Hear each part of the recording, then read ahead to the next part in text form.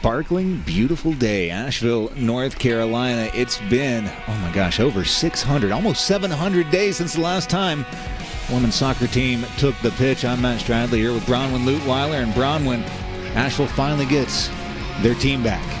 Yeah, we've seen two strong showings from the men's side here on Greenwood, and now that we get Asheville City women's back on this field this summer, we are excited to see what they've managed to pull together in 1 week of training. Yeah, one week. It's plenty of time. Oh yeah, to field a WPSL quality squad. Yeah, it's plenty of time. Exactly.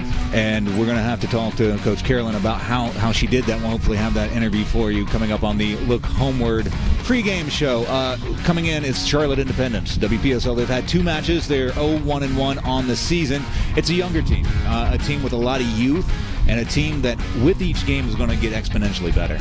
Oh yeah. And that's something that we've seen from most teams in this league, is a combination of very young players, some coming out of high school, some coming out of college, and a combination of veterans who have been playing college, who have played college, who have played professionally and otherwise. And so that combination has made for some really interesting soccer in this league. Things to watch in the match coming up, something I'm certainly excited about. Molly Dwyer back in the Asheville City kit. Oh yeah, Molly Dwyer, having been coached by her and having watched her play and compete at very high levels, we are definitely excited to see her on this pitch. I mean, racing down the sideline, dicing some people up. So she's excited to be out here, and I know Asheville is too. On the other side, it's going to be Jillian Oyas, another very, very capable winger, fantastic on the ball. Oh yeah, Jillian for UNC Asheville has been a constant 90-minute player. Her fitness and skill on the ball is an attribute to any team that she's playing for, and so I know that Asheville will be really happy to have her out there. We'll have Coach Carolyn's words before the match after this short break. You're watching the Look Homeward pregame show.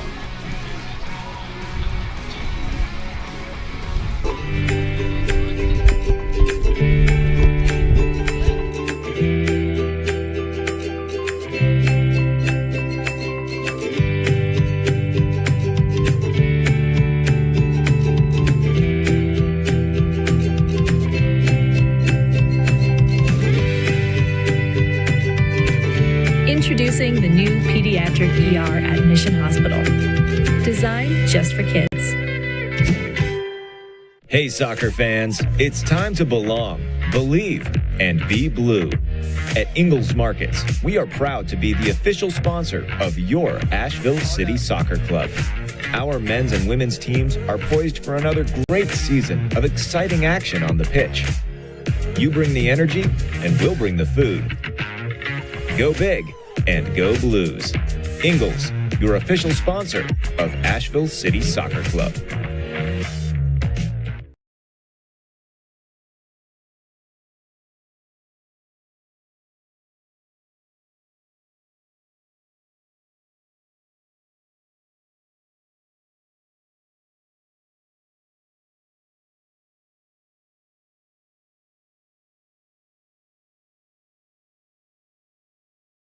That's right, forgot. We're back live on YouTube. I'm Matt Stradley, Bronwyn Lutweiler. We're joined by head coach Carolyn Warhoftig. Carolyn, it's been almost 700 days since we've seen Asheville City's women's team take the field. I think some of our players have the exact count. Some of our veterans have been eager for this since they got disappointed last year, and certainly last time they walked off the field a few years ago. They've been eager to get back out here. With a team coming together, and you're pulling from all different areas. You've got some players who have played with Asheville City before. You've got some young players. You've got some experienced players. How do you get them all to gel? And it's only been about a week of practice.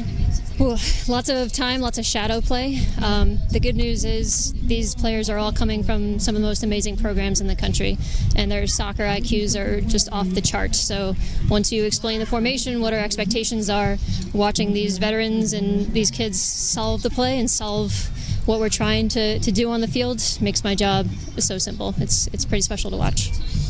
You've told us that you're going to be using a 4-4-2 tonight, and Correct. You've got two pretty dynamic wingers. We mentioned them a little bit in the Look Homeward pregame in Molly Dwyer, and on the other side, Jillian Oyas. Molly, we're so lucky to have her rejoining us. A little bit of a break from her time with Racing Louisville. Asheville City is meant to support players and push them on to the next level. We saw Cujo do it. We're hopeful that Molly will make her way there. So to have somebody as dynamic as she is and Jillian on the opposite side, I would not want those two running at me with the ball. So watching them not only on the flanks, but they'll find the ball a lot in the center of the pitch. And talking about soccer IQs, their ability to solve pressure, change the point, and allow us to transition forward is going to be a game changer tonight. What does it mean to this team and these players to have leaders like that on the field with them? It was pretty fun to watch Molly introduce herself. She just joined us yesterday. I think she came straight from Louisville, got out of the car, and joined us on the pitch. And to ask her to tell these players, 'cause I'm certain many of them don't know her, because we have a lot of new kids. So for her to say, yes, I am playing with Racing Louisville, here are some of my teammates, here's what I'm trying to do, it just raises everybody's level. You watch them perk up a little bit and understand that this is our expectation and this is what we're striving for as a club. It's awesome. If we're going to tell the audience, we're going to key them in on what's going to happen tonight. You're not going to tell Independence, are you? We'll keep it a secret. Okay. How do you think it's going to play out? Well, the thing that everybody understands is it's going to be a high-intensity game. So you'll see us sit a little bit defensively and transition the heck out of it with that. Take that energy, take that intensity, and once we are organized defensively and win it, watch us fly and go forward. So trying to balance the crowd noise, your adrenaline, and still maintain your intelligence on the field and be able to put it all together. We expect to come out with a W tonight, absolutely. Bronwyn was talking to me about the communication before the game, especially from the goalie position. That's got to be a tough thing to just gel over the first couple of days. It is, but players have to have an understanding that at this level, you have to have a voice on the field. I don't care if you're a Laura Greb or Chloe McCleary Small. I mean, you are a veteran, you are on this team first year, third year, doesn't matter to us. If you're on the pitch, you have to have a voice and help us solve it and respect the other voices around you in the same regard. So for Michaela, our starting keeper tonight, it's going to be huge for her. She's used to playing at a big-time stage at the University of Virginia. She hasn't seen a lot of minutes there because she's playing behind a phenomenal goalkeeper in Laurel Ivory, but she's expected to do the same, manage her space, of course, but then manage the field in front of her in a big way.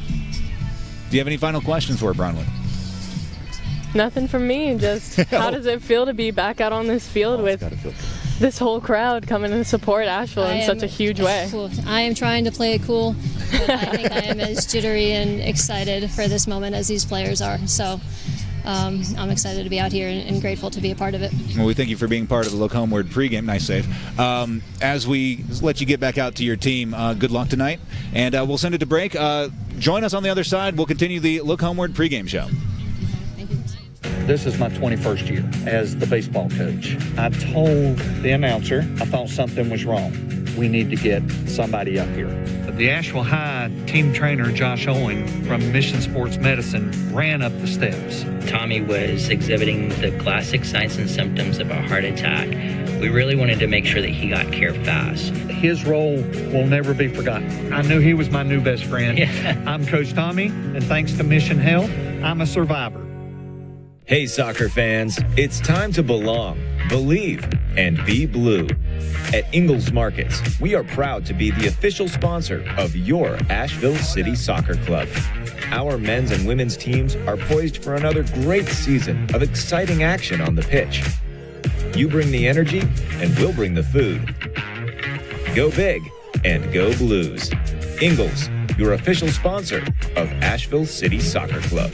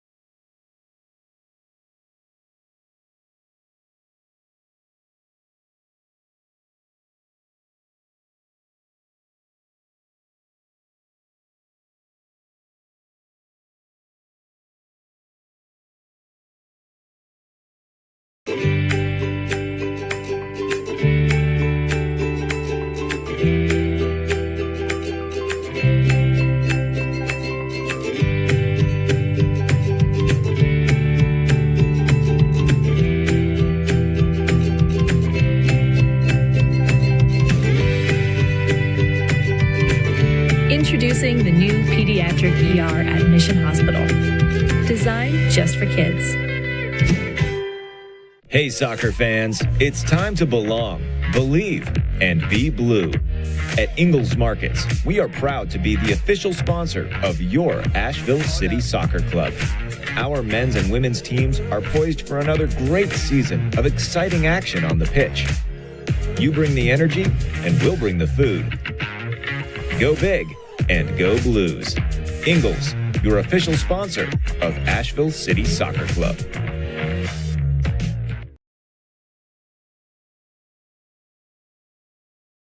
We're back on the Look Homeward pregame show. I'm Matt Stradley here with Bronwyn Lutweiler. A special Look Homeward pregame show. We've got two interviews. Not only did you get an interview with Asheville City Women's head coach Carolyn Warhaftig, you're going to get a special interview with Tim, who, it broke his heart. He couldn't be here tonight, but we get Video Tim. Thank and God. Video Tim is better than no Tim. I've always said that. You'd rather have the real thing, but Video Tim, we miss you. We wish you were here, but at least we get to hear from you. Thanks so much, Matt. I appreciate it. Hate that I can't be with you all today, but I do have Al Murray with me today. How are you, Al? I'm great, Tim. It's really nice to be with you. Absolutely. So just to give you a little bit of a backstory to mine and Al's collaboration and work together, when the Salsa Blues first put together their inaugural 2019 Pride Raiser event, we went through the community and we asked our own members, we asked others, what is an organization that we could work towards benefiting? Who is doing the most in our community? And it all came back to Campaign for Southern Equality. Al, can you explain a little bit of what you do with Campaign for Southern Equality? Yeah, sure can. And it really is touching to hear that, because community is what CSE is about. It's what drew me to working for CSE. And what we do is to work for the lived and legal equality of LGBTQ folks across the South. So while we are primarily based here in Asheville, we do work across all the Southern states. And we do that in several ways. We work on legal equality. We work on a community health project. We have a program called the Southern Equality Studios. And we also have something called the Southern Equality Fund, which is a means by which we redistribute resources to organizers and people in need across the South. So there's several components to our work, but at the heart of it is to lift up the voices and experiences of LGBTQ folks and to work on building a South where everybody can thrive and be happy.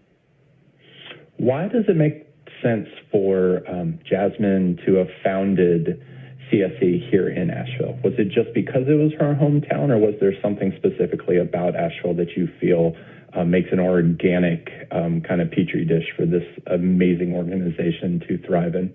That's a great question. I can't speak to Jasmine's specific motivations, but I would be curious to hear more about them. I just want to lift up what it has felt like for me and for the organization the last several years in Asheville. This is a community where we know one another and we inspire one another.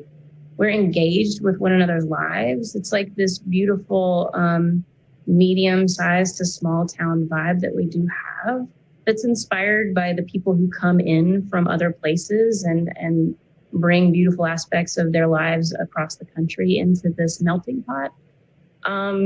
And so I feel like folks in Asheville are just interested in amplifying the voices of people who are doing great things. I feel like there's a vibe in Asheville of lifting up our differences and our uniqueness, and finding spaces where we can come together with those, and sharing stories. This is a town of storytellers. It's a town of creatives, and it's a town of people who care. And so that, I think, sort of is one of the reasons why CSE works well in Asheville to connect with one another, to connect with our community. I love that. I often describe Asheville as the place where, we have so many individuals who move here or have traversed here from other places, and oftentimes it's because what they can't they couldn't find something in their hometowns, and so they come to Asheville to find it. And I think you summed it up very well. Oftentimes that's each other. It's not a physical object, it's not an organization, but it's other people who moved here to find similar things. Al, in 2019, you also became a season ticket holder of Asheville City Soccer Club. What has been your experience brushing up against the club and up against the Salsa Blues in the community that this club has cultivated here in Asheville? Well, I came to it as sort of a hopeful sports fan. You know, I in college and prior was an athlete, and I also was a sort of a rabid spectator in grad school, and I missed that so much. I also moved to Asheville as a queer person, looking for a place where I could fully be myself and see myself represented in spaces around me. So I had this deeply embedded suspicion that might not be the case at a sporting event. And that's because that has been suggested to me across the South and in big arenas over the course of my life. And I happily found that not to be the case anymore. That when I went to my first Asheville City game, it felt very much like I was going to be with friends I just hadn't met yet, who also just wanted to see a soccer game and feel at home and feel like they're chilling out with their neighbors. And that's exactly what it felt like. And so it was refreshing, and it felt reflective of Asheville in general, that concept of come as you are and continue to do the things that you want to do. Absolutely. Thanks so much for joining me, Al. Again, everyone, the Campaign for Southern Equality is doing the most work. They're doing the best work, and they are the beneficiary of our Salsa Blues Pride Raiser event, where throughout the month of June if you go to avl.prideraiser.org, you can make a pledge of anything from $1 upwards, and for every home goal that is scored by the Asheville City men and women at Greenwood throughout the course of June, Pride Raiser will do the math, and you will get an email on July 1st or July 2nd with your donation amount. Al, thank you so much for joining us tonight. Tim, we appreciate it. We miss you. We're glad that we got Video Tim, and Al. We appreciate you both so much. And we're going to have more about Pride Raiser all through the month. You pledge for a goal. We'll tell you how to do it a little bit later in the broadcast. We're going to take a pause on the Look Homeward pregame. We're coming up on game time. Just under 10 minutes left. Brownwood, excitement starting to permeate through Greenwood Field. Oh, yeah, there's definitely a lot of hype surrounding this game, and I know this team can feel it, but I'm sure that they'll settle in and run with it. Run with it, they will. We're going to take a quick time out on the Look Homeward pregame. At the other side, we'll have the conclusion, the kickoff, some stuff about the teams. It'll be fun. You should come back.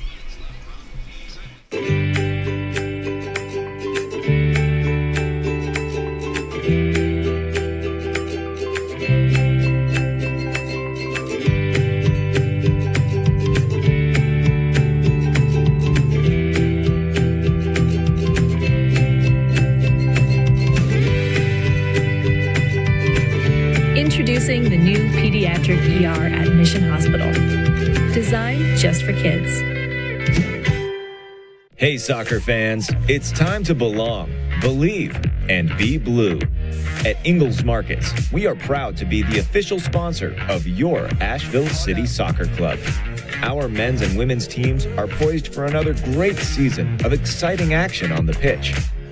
You bring the energy, and we'll bring the food. Go big and go Blues. Ingalls, your official sponsor of Asheville City Soccer Club.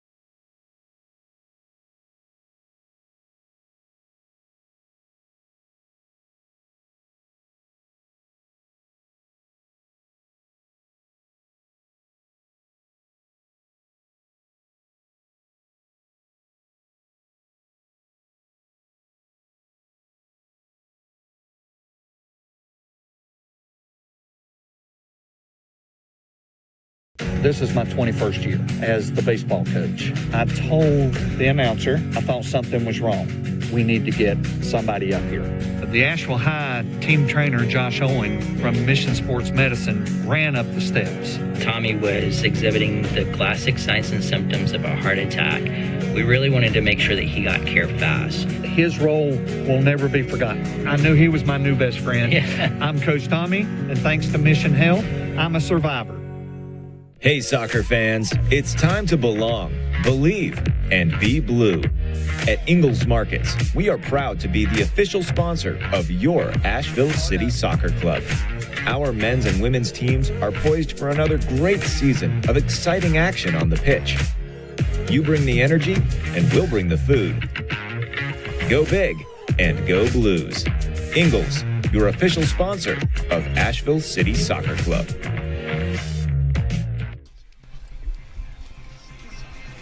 Just short of kickoff live from Asheville, North Carolina, Greenwood Field. I'm Matt Stradley here with Bronwyn Lutweiler. Asheville City Women's Soccer Club, they know the days to the number. It's well over 650, and it's just shy of 700 days since the last Asheville City Women's Soccer Club match. Bronwyn, you can feel just sort of a bit of electricity in the air.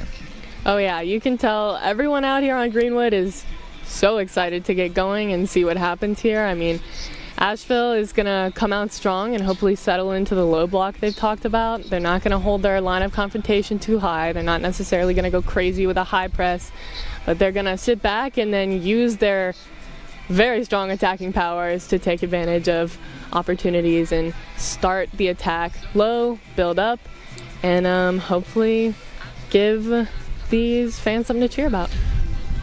So the goal, from what I understand from Coach Warhoftig at our pregame interview, was to counterattack quickly and to maybe solve some of those issues with communication being early in the season, the communication issues that you may see, solve those by just, not being too risky on defense early.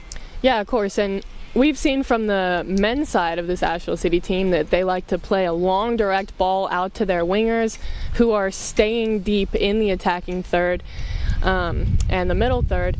But this women's side is going to keep their wingers deeper to start and try and find them earlier up the pitch so that then they can start the attack and dribble forward and be dynamic on the ball and then move quickly up the field. It'll be interesting. Michaela Moran, UVA senior, slotted to start tonight. We'll see if as she is making her way out. We had a moment of nervousness as she was doing some stretches pregame, those standard goalie stretches. I mean, you always want to make sure that your hamstrings are nice and loose in case you have to hit 1,000 goal kicks in a game, which does happen sometimes. So you got to make sure that if something's feeling tight, you're getting it taken care of. So it's all pretty standard maintenance. We'll have your starting lineup here briefly for first the home-standing Asheville City Soccer Club Blues, as they're affectionately called. And Asheville is one of the places where it's okay to have the Blues. Don't laugh at that. I apologize.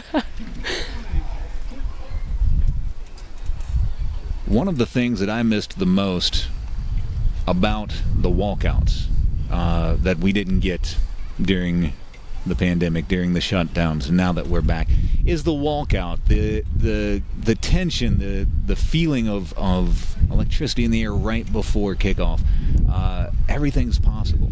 I totally agree. If your team isn't good, and Asheville City fans don't know what I'm talking about, but if your team isn't very good for that brief second, anything's possible. Yeah, rituals and pregame superstitions are really important to most soccer teams, and the walkout is part of that. Being in the locker room is part of that, and being able to do those rituals before games again, even if it's with a team that you're coming together with for the summer that you might not know very well, those can still contribute a lot to how you are together on the field. With a group like the South Slope Blues, a fan group that makes as much noise as they do, and they're as dedicated as they are to the success of this club, the success of these players, does that make it easier to come together as a group? You feel that support?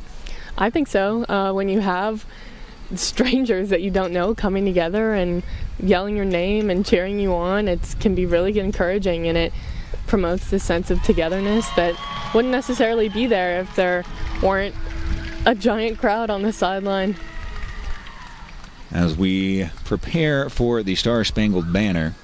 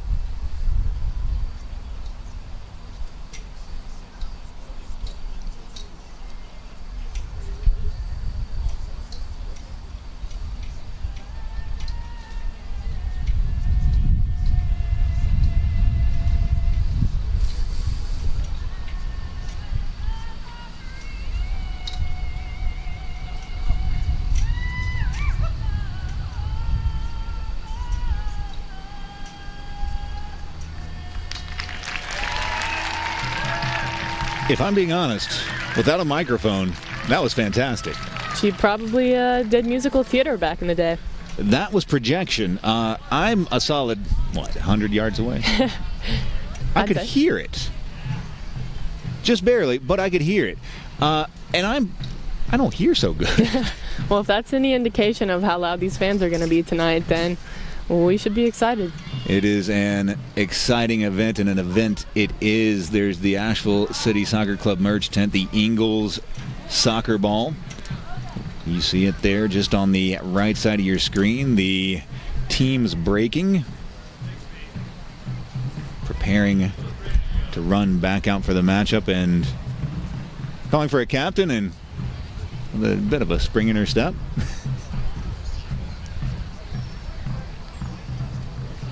It'll be Kelly Flanders, the ASU grad.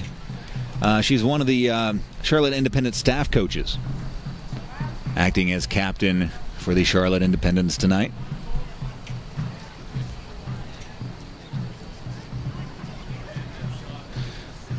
The Charlotte Independents team, a team that has a lot of players for some big-name schools. I've seen, I'm sure low-key flex, some spectacular school-branded backpacks come through on the way to the pitch today. NC State was represented a couple of times.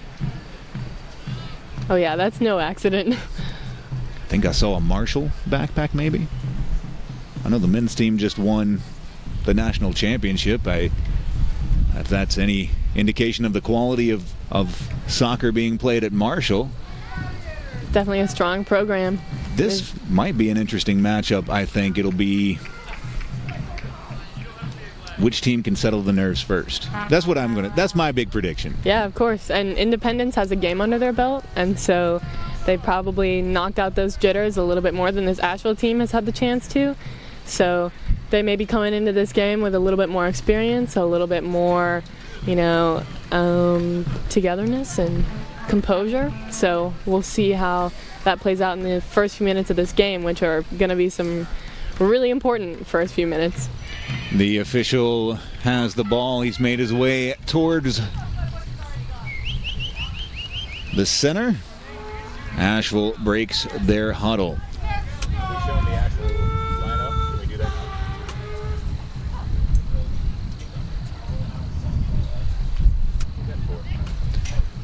We'll walk you through the Asheville lineup. Wearing number 12, it'll be Sarah Clark. Emma Dawson wearing number 14. Sam Dominguez wearing number 35. Molly Dwyer wearing number 22. Crystal Goss, the defender, wearing number 3. Sarah Jacobs wearing number 17.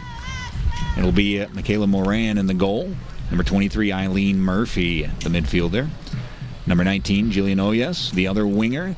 It'll be Maya Poplin, the 2020 South Carolina Player on the Year in the midfield. And, of course, Makina Sibler wearing number 21. The Illini. Well, there are a couple of Illinois students on this Asheville City roster. And Silber's one of them. All freshman team in 2019, and she scored 3 goals in 2021. We're underway live from Greenwood Field. Silber is definitely going to be a presence on this team with her sheer height and technicality. She is going to definitely scare some people up top. The first smoke of the season has been popped. You see it just off the left side of your screen. A high press being employed. Asheville trying to play out of the back.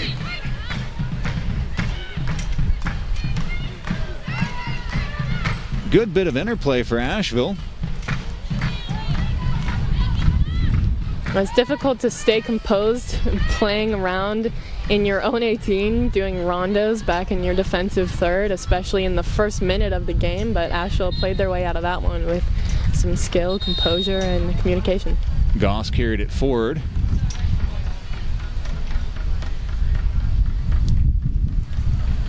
But a foul spotted. It'll be whistled on the Independents. It'll be an Asheville free kick right, maybe a couple of paces over the midfield stripe.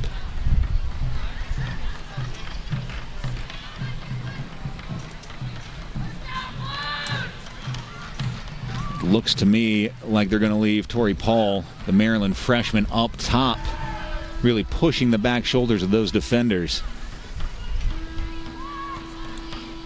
Now you can see Asheville dropping back. They're not going to high press that too much today. They're going to sit back a little bit, set their line of confrontation just about at the top of the center circle so that they can invite pressure and then play back out of it. Foul spotted. It'll be whistled on Asheville City. It'll be a Charlotte free kick.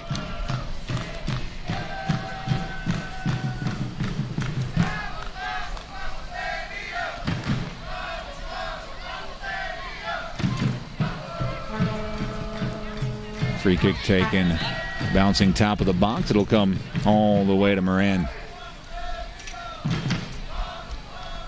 First game jitters, even if you come from a big program like Virginia?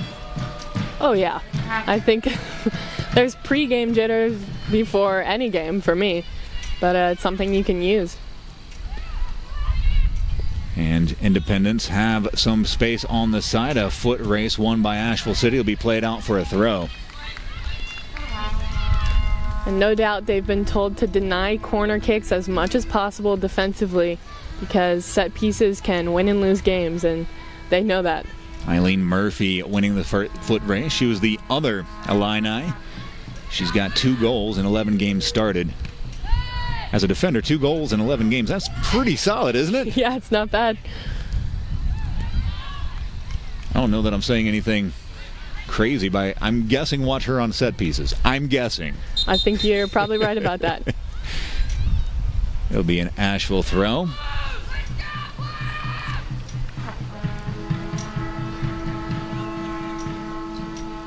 And a bit of equipment taken off the field, maybe malfunctioning equipment by the official.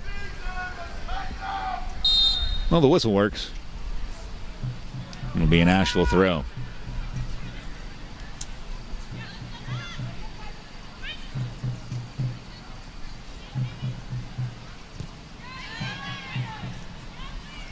Asheville staying back in with the pressure from the Independents. And you can tell they're not trying to force this long ball just to clear it out of a space. They're really trying to play out of this and keep possession rather than allow a 50-50 ball. With pressure this high, you need a sure-footed goalkeeper in order to sort of break from one side to the other. Speaking of break, on the wing, Clark has it returned And that's a great read. If you don't step into that, then you're turned and your entire back line is beat in one move.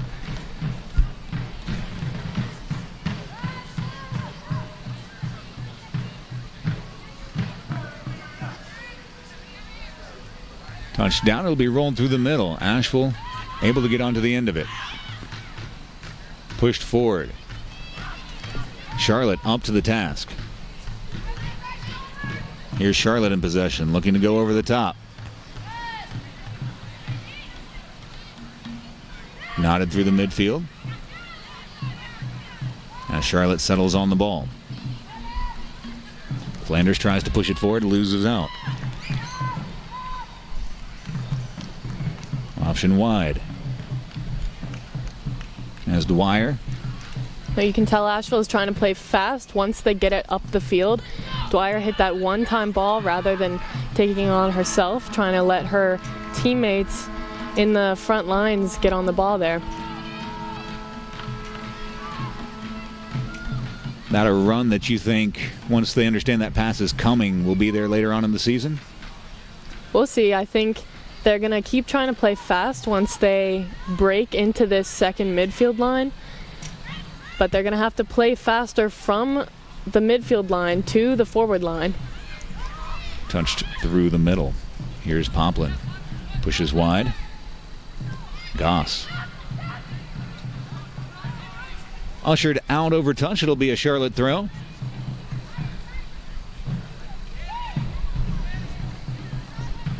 Gandy the option near. Gandy called into service. Here's Gandy. Asheville's pressure.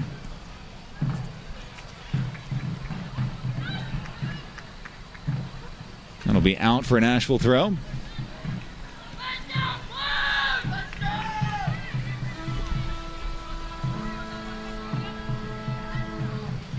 Fantastic touch off the throw, but the pass deflected. Here's Powell. Losing out. Now Asheville. Slid through the middle. Asheville patient in their buildup. Played out wide. Silber has some space on the end line. Chips it forward. Ball spilled. And ultimately, it's Stapleton able to gather it up. And this Asheville team knows that Silber has the skill to beat people one-on-one on the line, which is why they didn't send anyone to help her. But that means that that service from Silber is going to have to be cut back for runners like Oyas and Dwyer coming in, now that we know that that goalkeeper can come and scoop those up. Knotted forward out of play. It'll be a Charlotte throw on the far sideline.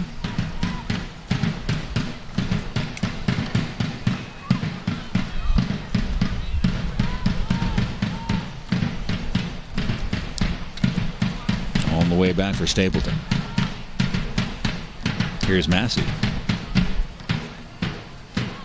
Calling in Schuster.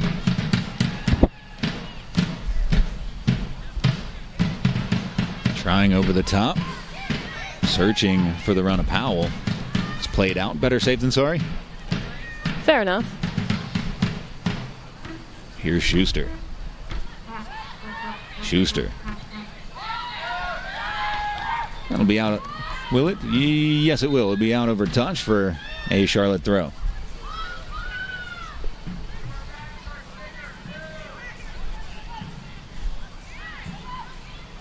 Schuster for Powell. Again, it'll be Schuster.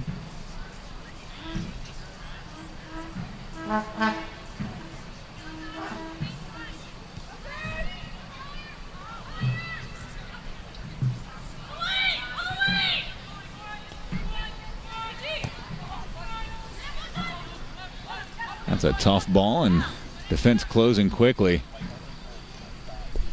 Charlotte able to steal it away, have some space on the wing. It was well handled. The South Slope Blues feeling that the player in an offside position.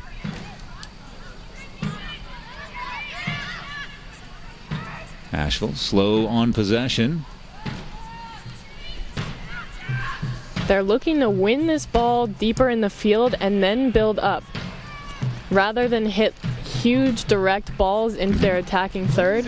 And so it's going to look a little bit slow in the defensive third, but they're going to play around, they're going to move defenders around, and then find opportunities through the middle to switch the point of attack.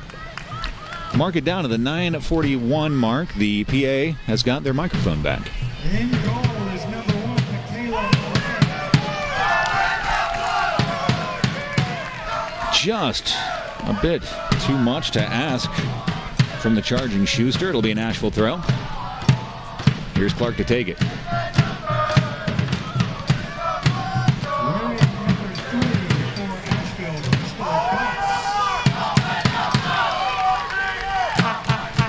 Rolled back for Stapleton. Again, Asheville is sitting back on this. They're not going to pressure the goalkeeper or necessarily these center backs or outside backs, but they're going to sit back and invite this so that then they have numbers in their back line and in the midfield that are going to be really difficult to play through. Tough ball. Able to get onto the end of it. Takes it down to the byline. That'll be out over the inline. Looks like Independence is looking for their success down the wings, trying to find a speedy player out wide and hope that someone gets on the end of it or earns a corner. As they did, it'll be a corner for the Independents. Mia Thillett over to take it. The rising senior at NC State places the ball down, raises her hand. Here's the in-swinging ball taken low, near post. Hammered out of trouble. And we'll do it again. That's a dangerous ball to the near post. It's not often one you go for, but it can be very dangerous. If you ever watch the women's national team, you'll see Julie Ertz score on those all the time. Towards the middle, hammered. Back up towards the top of the box. Asheville able to get onto it first, trying to settle things. Will they break in transition? They're looking for it.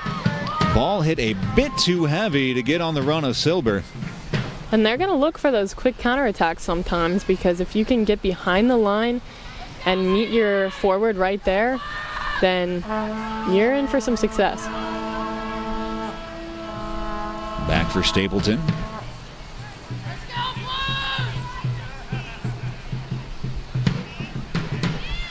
Here's Gandy. And it's Oyas trying to win the ball back. Does with a nifty turn. Has it kicked out. Now Charlotte back on the move.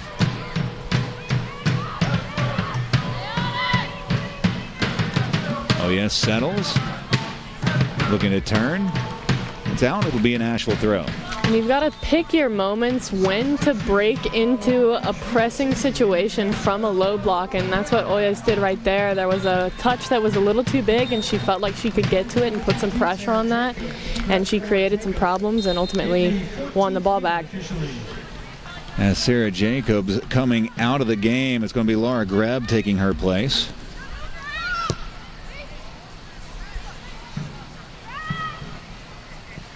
You wonder if that was an expected sub, or this early you'd think it'd be an injury. It's hard to say. Sometimes it can be something's uncomfortable and they've got to check out an injury. Played in. Touchdown Silber. As it tackled out, it'll be an Asheville corner. And when you have someone so skilled taking these balls to the wing, you know that they're either going to pull something off individually to create a chance, or they're going to earn a corner. And as we know, set pieces can win and lose games.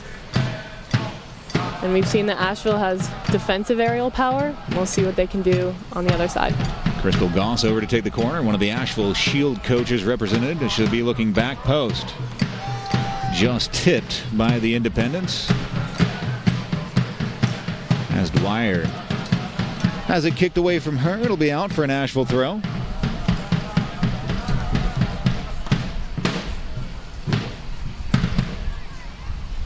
Miscommunication as Asheville restructuring, reorganizing. It'll be a Charlotte throw. And they're really choosing these moments when to press and when not to. There you can press a team back into their own defensive third on a corner kick. It's difficult to play out of those. but they decided to reorganize, reshape, drop off a little bit, and give their team a little bit more time. As Goss now moving back into her spot as the right back. You see Dwyer applying very light pressure. Again, by dropping off like that, you're crowding your own midfield, so it makes it almost impossible to play through such a condensed pack of players, and it forces those long balls like that are going to be defended a little bit more easily. Powell drops it off. It'll be Schuster for the throw. Schuster on the ball, loses it out. It'll be another Charlotte Independence throw.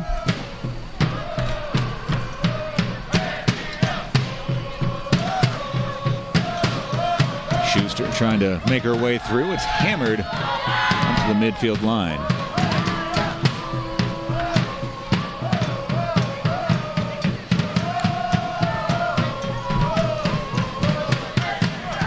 Clark on the ball.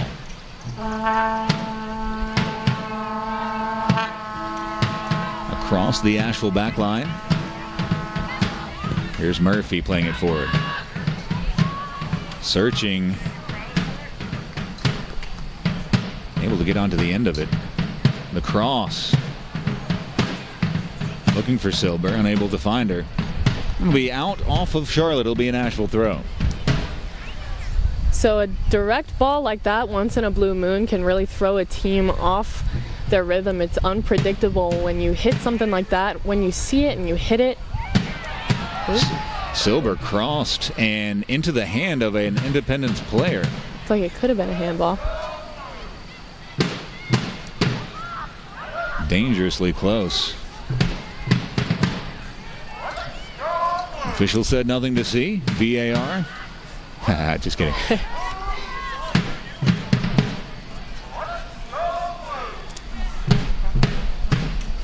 Asheville City would like to thank their local soccer partners, including the Asheville Shield. As Asheville trying to play through the midfield. Here's Dwyer. Dwyer in the middle of the field. Looks up. One touch. The left-footed shot. Low. Spills the rebound. And trying to get onto the end of it, Greb spotted in an offside position. And that's why Dwyer is so dangerous on the ball, because she can look wide and then realize she has space in the middle, take it, and then surprise, she also has a left foot. Charlotte with the distribution. Oh yes, nodding it forward.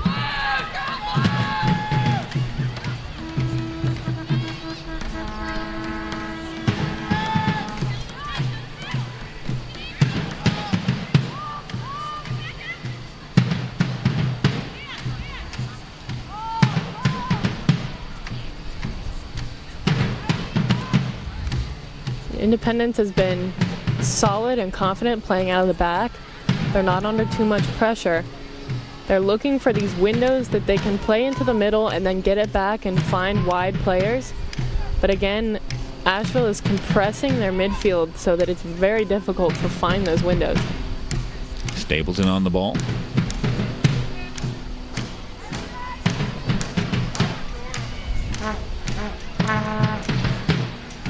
But this is how you break down a low block team. You're not going to be able to break them down too aggressively. You have to just keep moving the ball, wait for an opening. You're going to have to play composed. Ball played over the top. Asheville, the first to get on to the end of it. Played out. It'll be an Substitution for Asheville.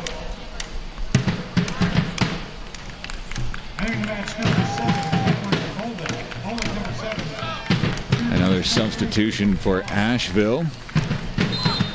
It'll be Goss off. 20th minute.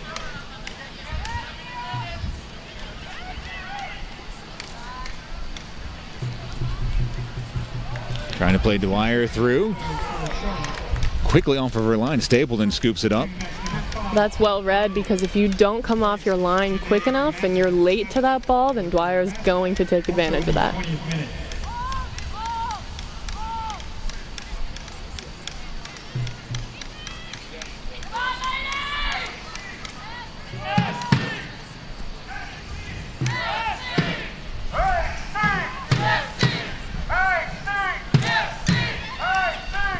Charlotte looking over the top.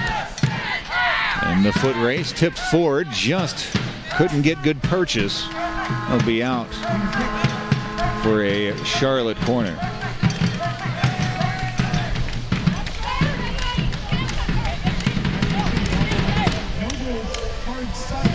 Again, Charlotte is taking advantage of the wings, and they're playing it down and really just winning those corner kicks and trying to finish on these set pieces, get some services in. McKaylee Van Gundy, the forward. Hand up, out swinging ball, looking right in the middle. Thumped away. Aerial prowess of Eileen Murphy on full display.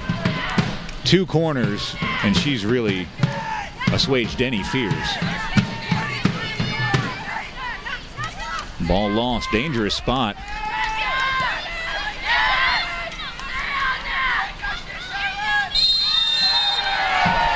Good bit of hold-up play, foul spotted. Bit of chippiness. This early in the game, we'll see if that continues to build or if it was just a one-time thing. It was well done from Charlotte to try and keep that ball alive. Once it gets cleared, it's easy to fall into a trap of playing backwards, but they really kept that ball alive and kept pushing down on the Asheville defense. Powell has it. Dropped off for Gaylor. Gaylor loses out. Here's Dwyer. Asheville looking to strike in transition. Option to her right. She'll play into the middle.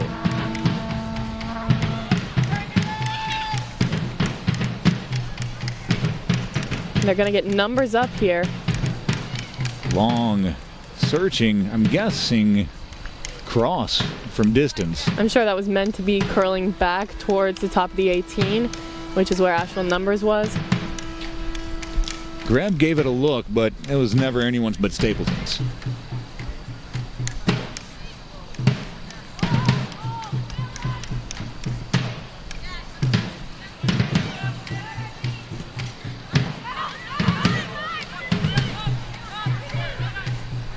High bouncing ball settled by Clark. Clark playing forward.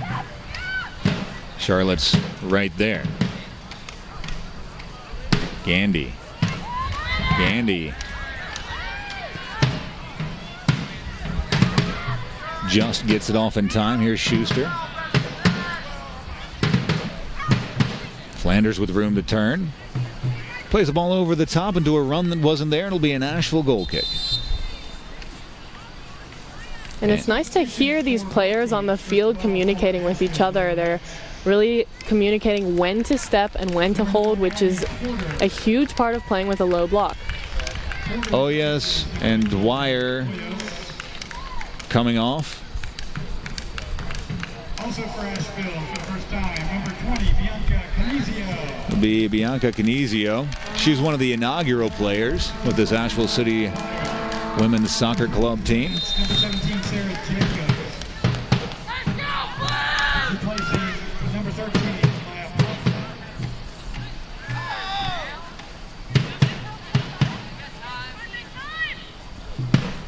A searching ball. It's going to be handled by Moran.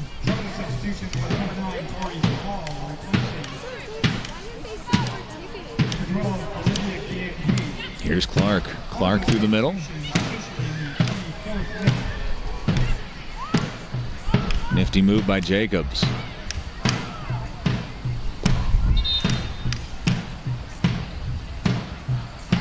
Whistle blown. It'll be a Asheville free kick. Or a dropped ball, I guess, off of the official. Trying to turn. Little space. Shot through traffic. Scooped up by Stapleton. And so far, Asheville has been taking shots from far away, from over 18 yards, and they're going to try and break into that box with services from the wings. but they are going to need to start shooting from closer and to getting on to the end of some crosses if they want to get a chance at Stapleton. A foul spotted. It looked to be like Tori Paul maybe a little bit loose in her ball movement. Oh, fantastic battle won this time by Schuster. That ball hammered out of play. It'll be a Charlotte throw.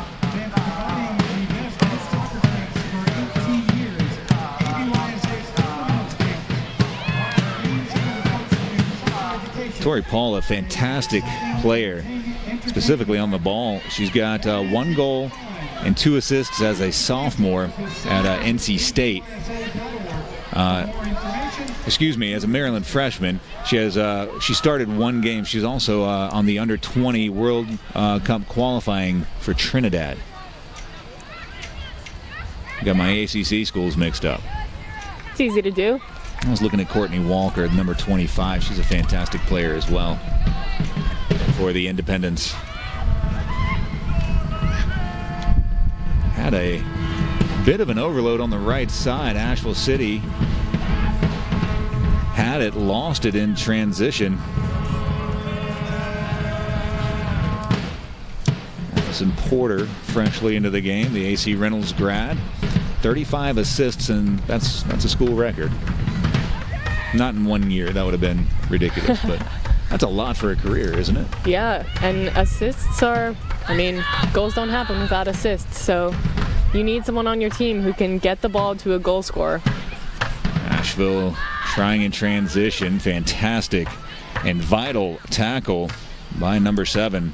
That's Massey, the rising junior at Winthrop. It looks like Independents are starting to break through this midfield just a bit more, but you wonder if they can continue to work in their high press when Asheville is working in a low press. Just in terms of fitness, it's difficult to high press a team the whole time when they're not high pressing back. So especially given how young this season is, fitness is something that you acquire and maintain throughout a season, I would imagine. You don't come in being like, this is the best I've ever felt in my life. Oh yeah, and it's different depending when your off season is, when your competitive season is, and these were all different this year because of COVID. Some teams continued to play in the fall, some were forced to move their seasons to the spring, so the varying fitness levels of all these players and all these teams in the league are going to be difficult to maintain and manage throughout the season, but they should level out as the season goes. Asheville showing a bit of a high press, kind of sprung it on them, forced a turnover.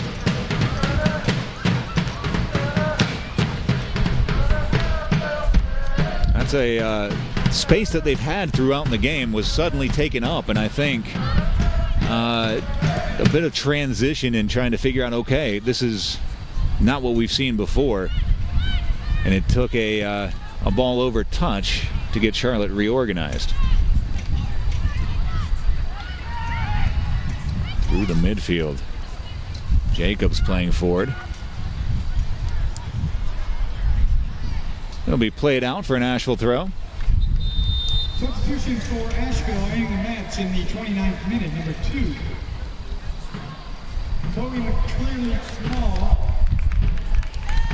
Chloe McCleary Small in her second season with Asheville City Soccer Club, a UNC Asheville grad. Coming into the game, taking the place of Addison Porter.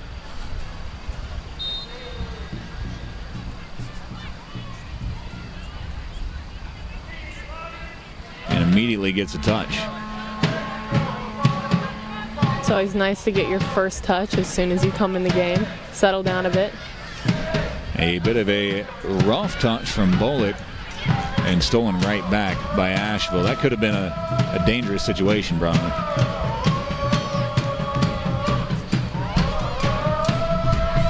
Nice one-touch passing demonstration and a nifty move to get by.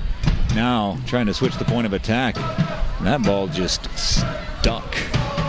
Asheville's been consistent building from their back and into their midfield, and it's this final ball quickly to start an attack and then transitioning into it, getting players and numbers up in the box. And that's how they want to play. They want to get numbers in this box, and they want to build into a high position and then serve. Chloe McCleary Small almost finding the end of that ball from Canizio. Back when she was playing at Warren Wilson, she said Stacey Enos was one of her favorite athletes. Bianca Canizio. Stacey is definitely someone to look to as an example in this Asheville soccer community. I met her pregame, before the Look Homeward pregame show. I'm not going to sugarcoat it. I fanboyed a little bit. I tried to be cool. It went poorly. Ball tackled out. It'll be a throw for Charlotte. I couldn't tell if he was saying Charlotte throw or if that was a goal kick. I thought he was saying it was a goal kick. I did too. And then he said throw. He said throw. Yeah, and I was like, so the goalie has to throw it. This is a new game, and I'm kind of interested in it.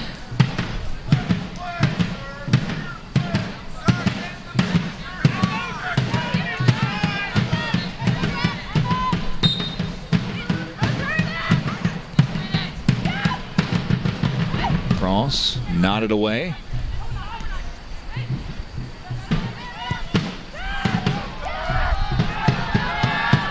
Ball searching forward. Asheville trying to take up a little bit of the space. Now settling back off.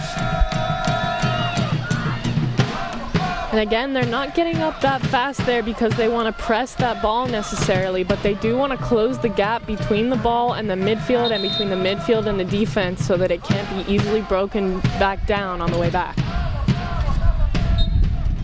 Ball lost over touch. It'll be an Asheville throw.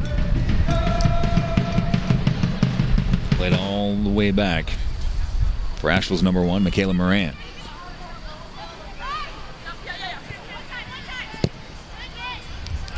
Tough ball played out wide. It's knotted, but unable to control it. It'll be a Charlotte throw.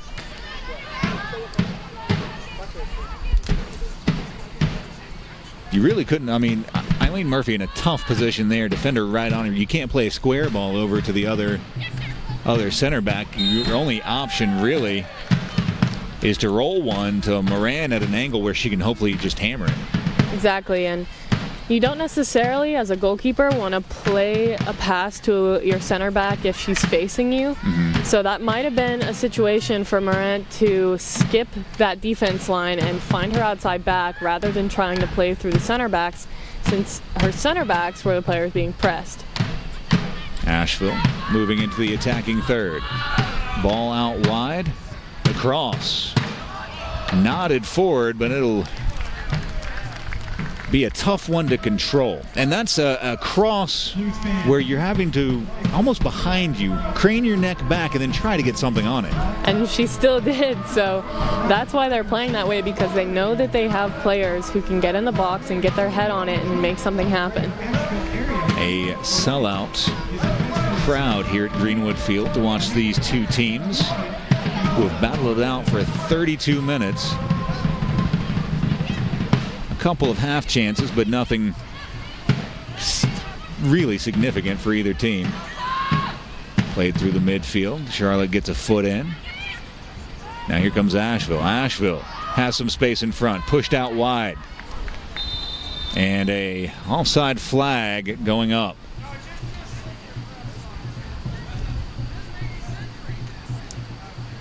You can tell that Asheville wants to hit that quick ball from the midfield, but it's going to take some more penetrating and overlapping runs from the front three there to avoid being offsides and to make the defenders move and to open up space to run through.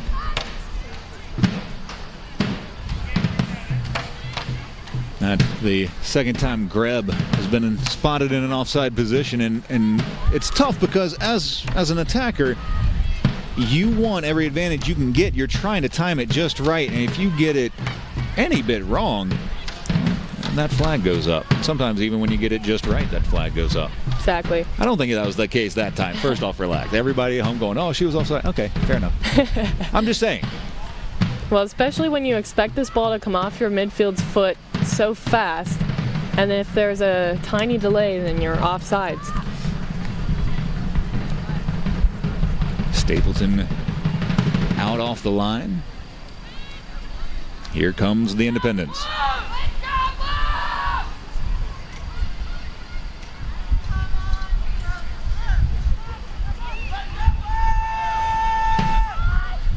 Ball back through the middle, slid away. And will be out for a Charlotte Independence throw. Substitution for Charlotte on match number 12, Olivia Gandy coming back in. She replaces number 25. Courtney Walker out to take a rest.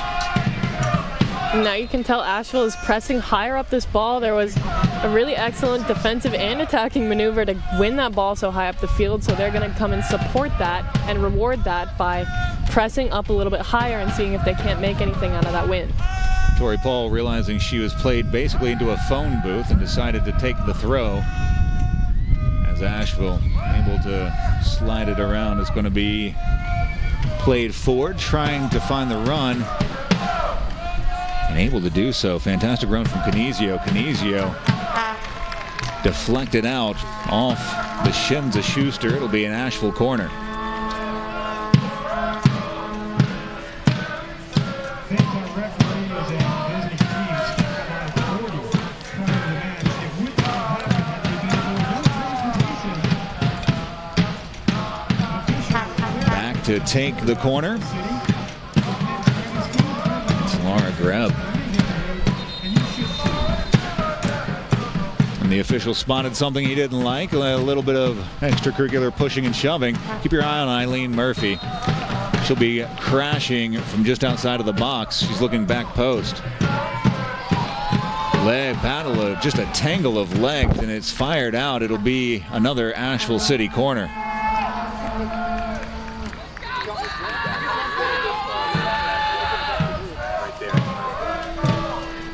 Grab over to take the corner again. There's a look at the first corner. Just missing wide on a deflection off of an Independence player. Looking back post. Nodded forward. Oh, what a save from Stapleton. It's important to stay on your feet. If you know that that ball is going over you, you need to call that it's away and then get into position right where it's going to.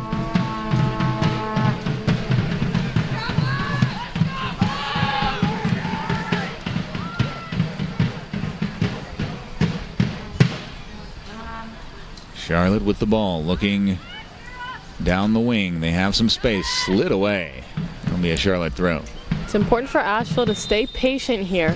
They're getting a little bit higher into their attack, trying to win touches that are too big, passes that are too slow, which is going to give them counterattacking opportunities, but it might open up gaps in their defense if they don't make it.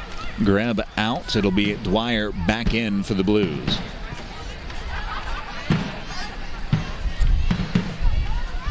Pushed wide to Bollock. Looking to find the run down the wing of Silber, but out for a Charlotte throw. For Charlotte in match number 25, Walker replaces Celia Taylor, number 5. Back into the game for the Independence is going to be Courtney Walker. She didn't sit for very long, 3, maybe 4 minutes, and that'll bring Gaylor out.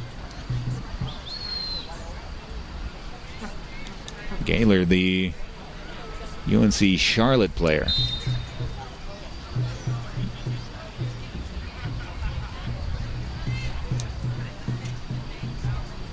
Battle for the ball will be out for an Asheville throw.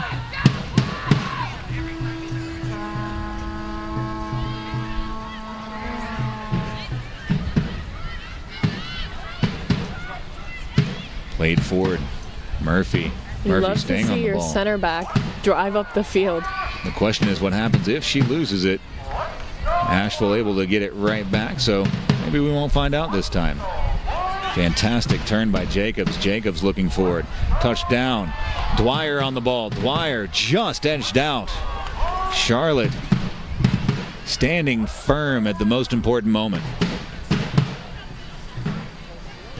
Jacobs booting it forward. It was well read defensively by Independence.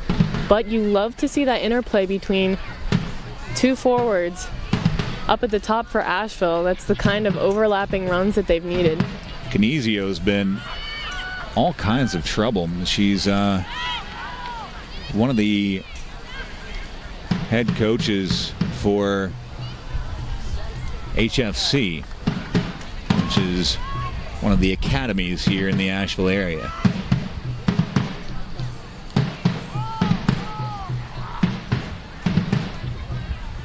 Charlotte looking to skip a couple of lines. All of them. All of them indeed. And it's scooped up by Moran. Right now, I have Eileen Murphy penciled in as my player that I've been most impressed by. Not necessarily the one that's had the biggest impact on the game, but the only chances that Charlotte's had that have been significant have been corners. And both of those have been handled, off their line, just getting a piece of it and scooping it up. Moran. That's well read there. It's difficult to know when you should come out for those, especially when there is a defender on that forward's back.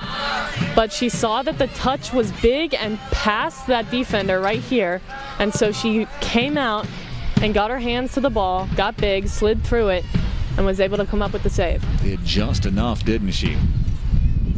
Really gave the Charlotte Independence player no options. She couldn't chip it over her without putting too much on it. It was about as good as you can get. And that comes down to speed, footwork, and the ability to read cues of the game. She saw that the through ball was coming, and so she went immediately, and she was there just as the forward was, so she was able to come through right at the right time. Dwyer, the run. Will she get onto the end of it? She will. Touchdown settled. Oh, she's kicked right at the edge of the area, and a penalty given.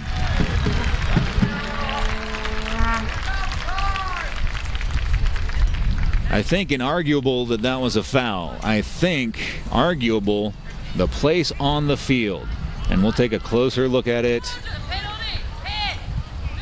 Right on the line, wasn't it? That really was right on the line. It was definitely a foul, and it was definitely right on the line. It'll be Dwyer to take the penalty. The first goal in over 670 days for Asheville City Soccer Club. The whistle blows in the 41st minute. Dwyer nets it! Molly Dwyer and the Asheville City Soccer Club Blues take the 1-0 lead.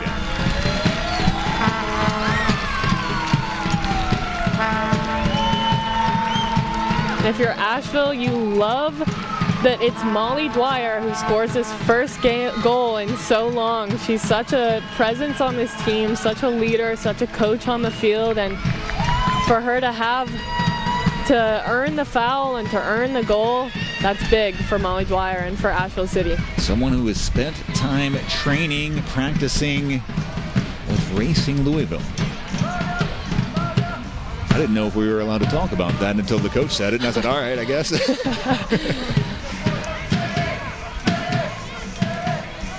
And we're back underway. 1-0 Asheville City Soccer Club over Charlotte Independence. Right at the end of the half with just about 3 minutes. I'm assuming 1 minute of added time, maybe more. You can tell that Asheville has started to figure out a nice balance between playing slow through the middle, patient, and building up towards the attack, and playing quickly through the middle and then finding a direct ball forward to gain space quickly. It's created opportunities like corners and like a penalty kick. Like a penalty kick, for instance. And that's got to be tough. Coming in, that's a lot of pressure right at the half. And to get it just pinpoint right where if that goalie guesses right, I don't know that they make the save. I mean, it was a beautiful, absolutely beautiful penalty. It was a strong penalty kick. If you guess right, are you saving that? No. Okay. That's all I needed to know. That's a fantastic penalty kick. Ball played over. One touch. Still Charlotte's on the edge of the box. Tipped away. Charlotte can't get to it cleanly. Now able to get onto the end of it. Saving it towards the area as Powell towards the top of the box. Charlotte's ability to put these balls back into danger areas after half clearances has caused some real problems for Asheville's defense getting back organized so quickly. It's Dwyer again. Dwyer to the top of the box. The attempted cross saved from a corner. Well done by Stapleton, quickly off of her line and quickly distributes out wide. About 30 seconds left in regular time in the half.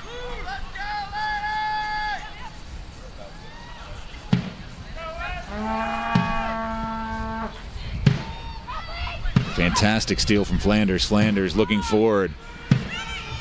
And that will be trickling forward. It seemed to me maybe just a bit early was Walker. It'll be down to Miranda to pick it up whenever she feels like it. Hey, now she feels like it. A little bit of game management.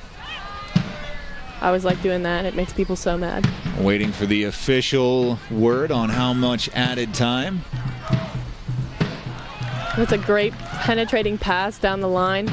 Silber floats it through the 6. Nobody home on the cross. And she tried to bend that away from Stapleton, and she started doing it, but it wasn't enough for the amount of Asheville players who were in the box and crashing. Stapleton. Lofting forward. Knotted back by Clark. Dwyer giving chase. Driven forward. Clark again nodding it forward. Power through the midfield to Murphy. Murphy settling on it. And that whistle will bring us to halftime with the Molly Dwyer penalty kick the difference as we go to the locker rooms. We're going to take a timeout here on YouTube. You can take a timeout, grab a drink. We'll see you back here for some halftime analysis. We got another special interview. We'll have the start of the second half, all that and more on the halftime report. You're watching Asheville City Soccer Club and Charlotte Independence. 7:30 kickoff.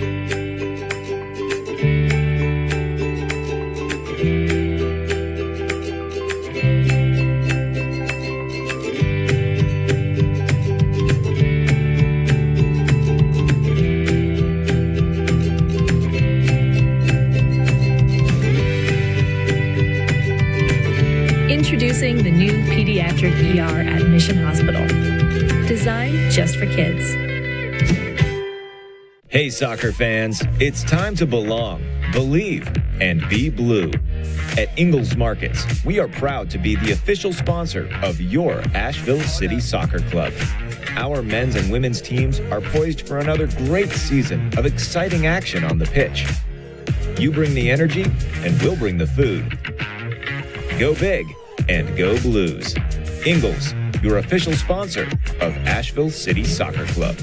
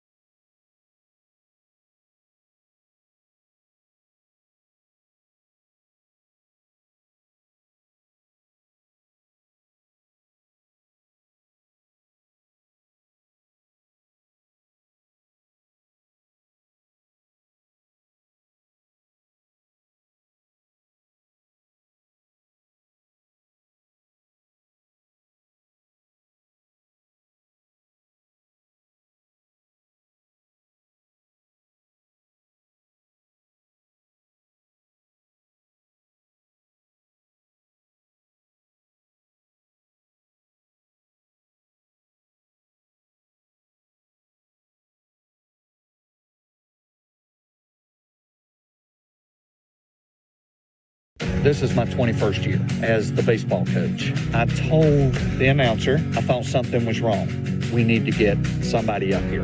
The Asheville High team trainer, Josh Owen from Mission Sports Medicine, ran up the steps. Tommy was exhibiting the classic signs and symptoms of a heart attack. We really wanted to make sure that he got care fast. His role will never be forgotten. I knew he was my new best friend. Yeah. I'm Coach Tommy, and thanks to Mission Health, I'm a survivor.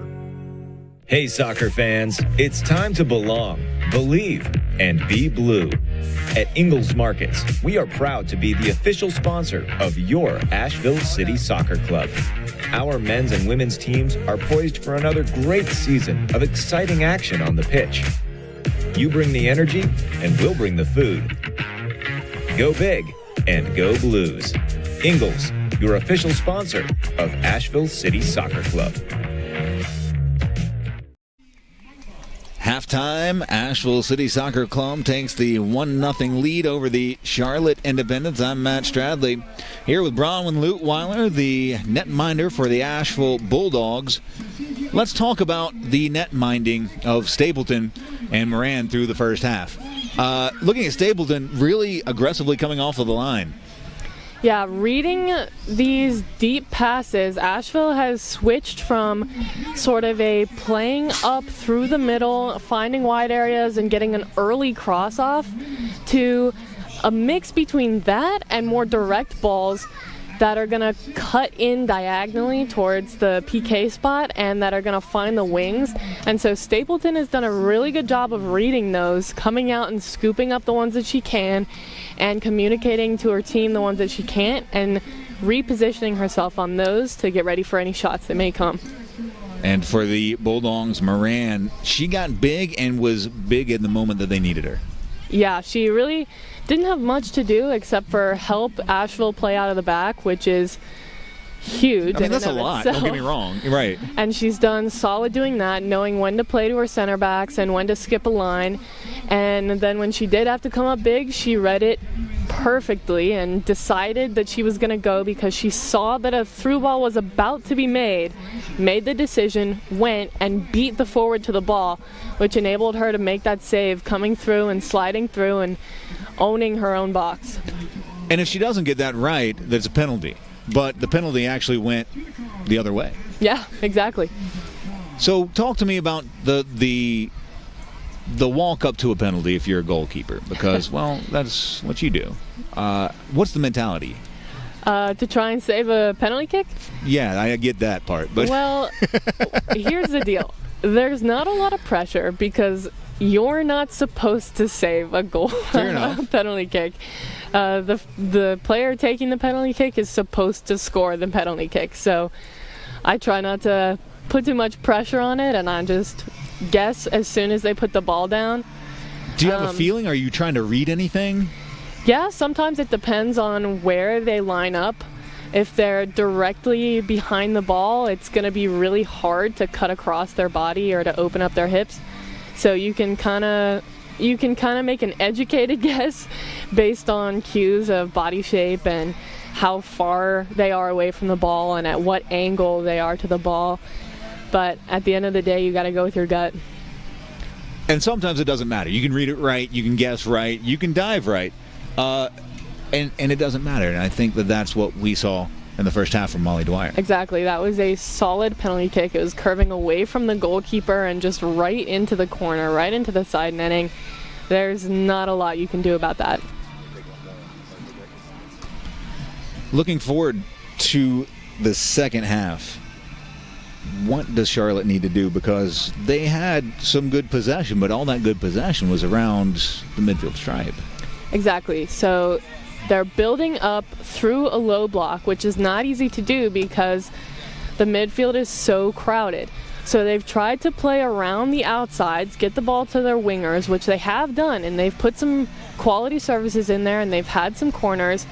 But the issue for them is going to be Asheville's strong aerial defensive presence on corner kicks and on set pieces. But what they have been able to have some success at is once those balls are halfway cleared and Asheville isn't all the way back up yet, they capitalize and they go right back down Asheville's throat and try to create some problems while the defense is transitioning. And if they continue to do that, and if they put some crosses in to players' feet, maybe a cut back down on the ground, then I think they're going to have some success. I'm going to ask you about what Asheville City needs to do in the second half, but first I need to mention that food truck, it looks fantastic. I've never been so drawn to a food truck because it looks like everyone there is having fun. Everyone's smiling. This looks like a good time. Yeah, and those are sights you've missed seeing, and so it's really nice to see those aspects of the community and of Asheville out on this field with this team. We're going to take a really quick short break. On the other side, we're going to have a special interview with Megan Burke. I can't wait for that. We'll be back in 30 seconds.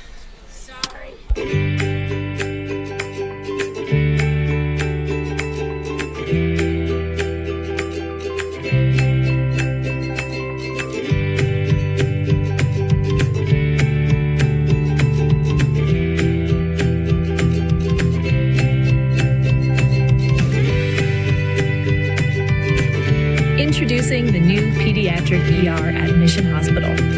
Designed just for kids. Hey, soccer fans, it's time to belong, believe, and be blue. At Ingalls Markets, we are proud to be the official sponsor of your Asheville City Soccer Club. Our men's and women's teams are poised for another great season of exciting action on the pitch. You bring the energy, and we'll bring the food. Go big and go Blues. Ingalls, your official sponsor of Asheville City Soccer Club. Welcome back on the halftime report. Asheville City Soccer Club, Charlotte Independence. It's 1-0 Asheville City. Blessed to be joined by Megan Burke. What a fixture of the Asheville soccer community and now the world soccer community. Thank you for that, and thank you for having me. It's fun to be here with you guys. It's brilliant to be here. Fairly exciting announcements recently for you, and I think for women's soccer all over. Thank you. The NWSL has the Players Association has a fantastic new representative, and it's awesome that Bronwyn and I get to talk to her tonight. Yeah, thank you. Thanks. Yeah, it's a really exciting time for women's soccer generally, and certainly for me to be in this role. I know it's sort of a crash course into being the executive director of the Players Association. What was the first thing that you were like, okay, this is cool? Like the first moment where you're like, this is happening and this is awesome. I mean, literally minute one when I'm sitting, in a room negotiating the first ever collective bargaining agreement for NWSL and our players in NWSL, that was day one for me. And I'd been working on that, in a background capacity. But, yeah, I mean, every minute since is awesome. I really love what I'm doing. I feel like this is something I really feel like I was meant for and really grateful for the opportunity. You'd been an advisor for at least 5 years before that, so you would really kind of lined everything up to where... Yeah. So I helped organize the Players Union in WPS back in 2010. It was my last year of law school. I was a player. And then, came back to Asheville to start practicing law in 2011 and continued to work with the WPS Players Union. And then that league folded, NWSL came into being, and the players organized themselves in 2017, and I got a call from Yael Averbush. Basically, the pitch was, hey, we need a legitimate-looking phone number to put on our press release. Can we use yours? I mean, that was literally the phone call. And I was driving to the gym, and I was like, sure, when's this happening? She's like, in an hour. And, I was like, sure, I'm down, that's cool. So, and, it's just been an awesome relationship ever since. I've represented them in a sort of general counsel-ish capacity, chief operating officer, and then they were finally ready to, employ a full-time executive director. So that's what I'm doing now. And a fantastic goalie in your own right. This is awesome. This is I'm sitting next to two just brilliant goalies, and the player of the decade for St. Louis. Is that correct? You did your research, yes, for Conference USA. That's right. That is fantastic. And tell me a little bit about how you got the nickname Burkinator. Actually, it was Kathleen Scheger my sophomore year. It just kind of rolled off the tongue. It sounds fantastic. It was like, she's like, come on, Burkinator. And it was just so casual. I think we were getting off an elevator or something. And then and it just kind of, it's a fun little nickname. Yeah. Oh, it's a brilliant nickname. So you've definitely got the plaudits, but how did you fall in love with soccer? And how did you fall in love with soccer in Asheville? Oh man, that's my favorite question. So I was 3 years old the first time I kicked a ball, and I never looked back. And credit to my mom. This is 1983 in St. Louis, which is a huge soccer city, right? So I grew up in one of the coolest soccer cities on the planet. Soccer's everywhere, and so my mom called around trying to find a place for me to play, and I got on an indoor team, all boys. It was my cousin Andrea, 2 girls on an all boys team, and I just fell in love with it. I took to it. We had the St. Louis Steamers, the men's indoor soccer team, and the Ambush, and so I followed them. Slobodan Ilieski was my hero, and then fast forward, that was let's see, it would have been about 21 years later. I found myself here in Asheville. Playing on a W League team, and within 2 weeks I met Stacy. I think within 24 hours of moving to Asheville, and immediately was like, who is this person? Because she's a force. Yeah, she's a force. and then her personality is what draws people in, and she builds community and makes connections. And then I learned about her soccer resume in her own right. Played on the first ever U.S. women's national team. She's a legend. And so I don't know, within 2 weeks of moving to Asheville, it felt like home, and I just kind of knew this is somewhere I'd want to be. And over the years, Stacy, Lydia, and I had talked about, envisioned bringing semi-pro soccer, women's semi-pro soccer, back to Asheville, because we remember the Splash Days. And we, saw this opportunity with Asheville City, and I'm pleased to say that we made it happen. And it's been brilliant. I want to hear how these 2 goalkeepers are going to tell me what happened in the first half and what's going to happen in the second half, which is my favorite part of this. is I get to learn what to watch out for in the second half. From 2 people who really, really know the sport. Yeah. All you. You want to go first?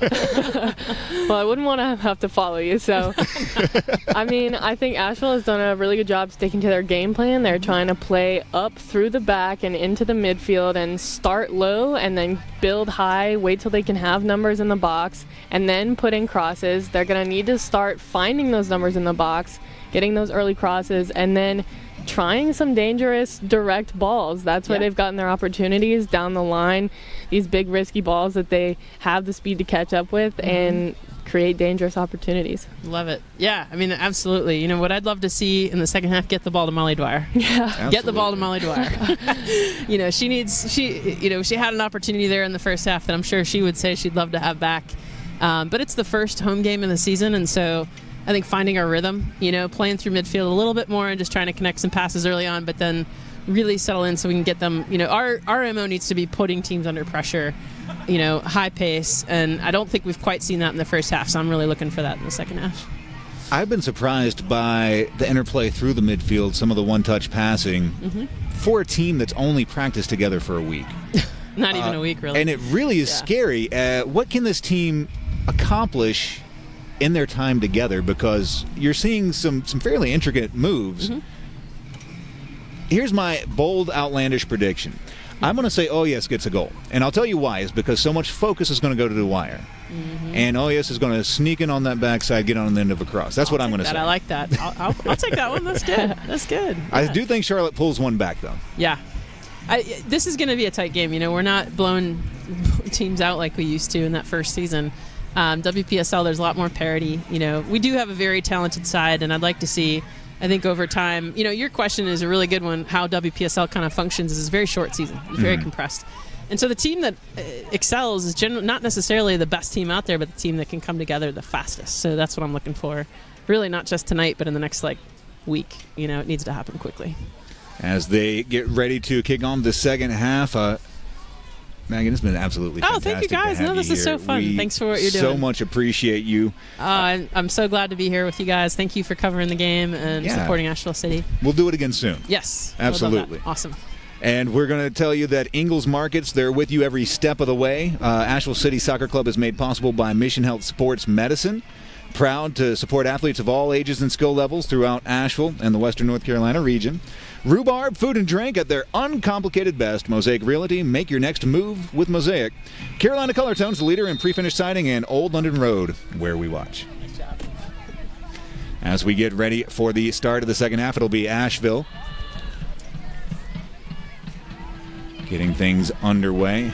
Man, what a day. I've met Stacey Enos. We talked to Coach Warhaftig. We've interviewed Megan Burke, the executive director of the NWSL Players Association. definitely a big day for women's soccer in Asheville, and that is exciting to see. Big day for women's soccer, yeah, but I was talking about me. Oh, what sorry, a day for me. No, you're right. I you know what? I made a fool of myself in front of Stacey Innes. I don't care. I was so excited to meet her. It was ridiculous. I was literally glowing. I think that's what the world is waking up to, the power of women's soccer. It's a fantastic ownership group led by Stacey Innes that brought the Asheville City women's team, where Asheville City Soccer Club now hosts 2 teams, the men and the women's team. You can already see that Asheville is pressing a little bit higher than they were before with their midfield line pressing up to the top of the box and their defense hanging out towards the halfway line. Sarah Clark almost finding her way on the end of it, just couldn't get the turn right. Nodded out. I think if you hit the ball in the air, Eileen Murphy's there. I think you're right. She's been very strong and confident in the air back there, and that is a huge asset to have in your back line.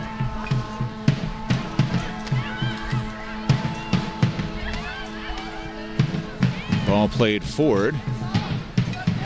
Deflected well. Here comes Charlotte Independence. Walker had it. Be off an Asheville City player for a Charlotte throw. Flung in by Thillett. Tried to play back. It'll be an Asheville throw. Check that. It's off an Asheville player. It'll be a Charlotte throw.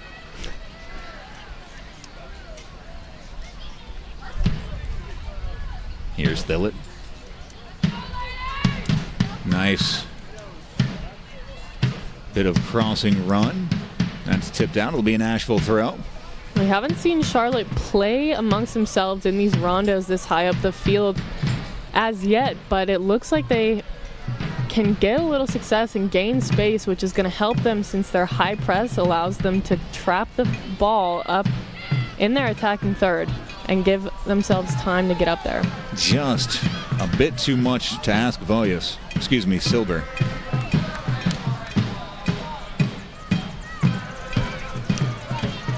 Silber wearing 21.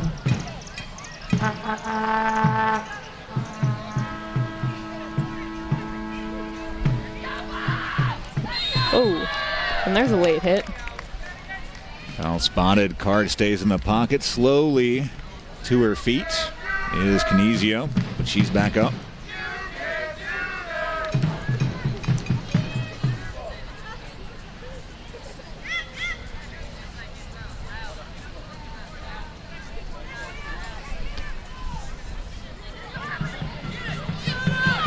Searching through, almost finds Oyas. I could almost sense it. And again, those opportunities come from this Asheville side pressing a little bit higher. They haven't necessarily abandoned their low press way of playing, but they have attempted to apply more pressure on this Charlotte team, which is what Megan Burke was talking about. It'll be Dwyer over to take the corner.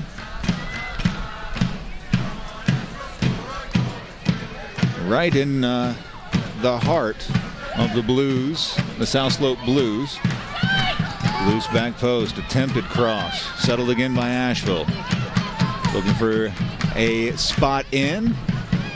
Ball chipped from distance, a foul spotted. It'll be whistled on Charlotte.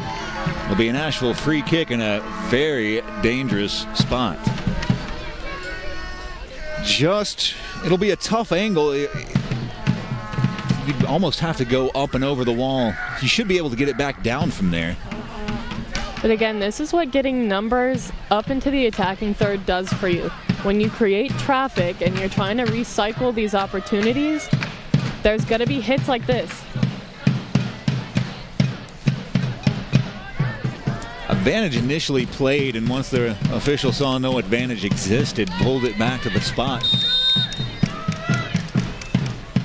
Chipped near post, hammered out. Is that going to get out for a corner? It will not. Charlotte plays it over touch for a throw. That literally best case scenario for Charlotte. Played extremely well. The cross Looking near post. Headed up. Not out of trouble just yet.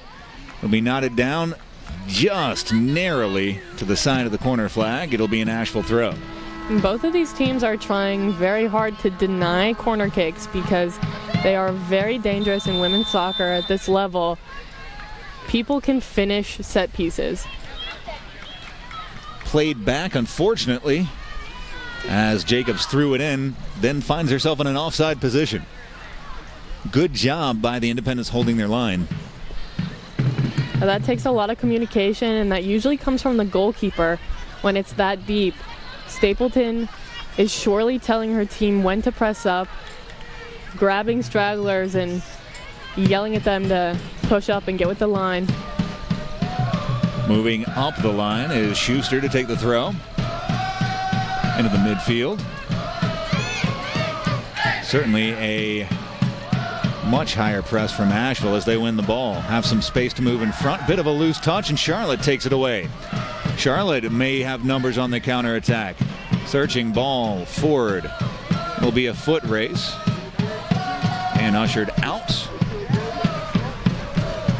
Boy, Sam Dominguez gets back, puts her body between the Charlotte Independence player and the ball, and that wall has been built. And that's definitely something that they've discussed. As you can tell that at halftime they talked about applying more pressure and getting higher. They also communicated about who to keep back, who to have ready to chase down a ball, get into a foot race, get into a tackle, shield out a ball. Oh yes, able to settle the ball. Oh yes, on the turn. Pushed wide. Dwyer. A step off. And that timing is going to come as this team continues to play with each other, but you can tell that the connection is already there. That Oyas is able to settle these balls, play it backwards, get it back, turn, and then find someone through quickly. The next piece is the communication.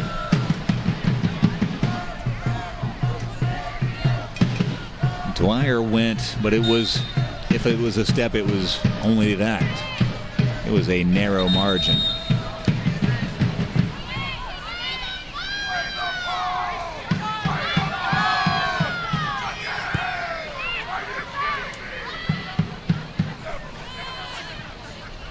I'm not sure that the Independents have heard 500 people. Oh, what a move by Oyas. And those are the quick turns that Oyas can provide for this team, getting them out of a defensive position to a dangerous attacking position in half a second, moving forward, taking space. That's what she can give to this team, and then a quality service, and that's the last piece that's missing for this Asheville team. The cross low near post. Tipped on, it's loose. Dwyer slides, missing. The defender gets there first. Asheville with the ball top of the box. The defender takes a crack right into the waiting arms of Stapleton. Boy, Eileen Murphy, unafraid to charge forward. You can definitely feel her confidence on the field, defensively, in the air, in terms of communication and coming forward. She's taken the ball on out of the back line on a drive a few times, and then there just to take a crack at it. Her confidence is definitely pulling this team through some tough defensive and attacking scenarios. It's rare that you get to see a marauding center back, and I am here for it. Let me tell you, center backs will stay quiet no longer. And pulled back down, and that should be a yellow. It won't be. Or will it? There it is. There it is. It's getting a little dicey as Independence is getting frustrated under this brand new Asheville attack, this new pressure that they've brought. We'll take a look, and there you see the jersey tug and a smile. I think, all things considered, I think Sarah Clark handled that pretty well. Yeah.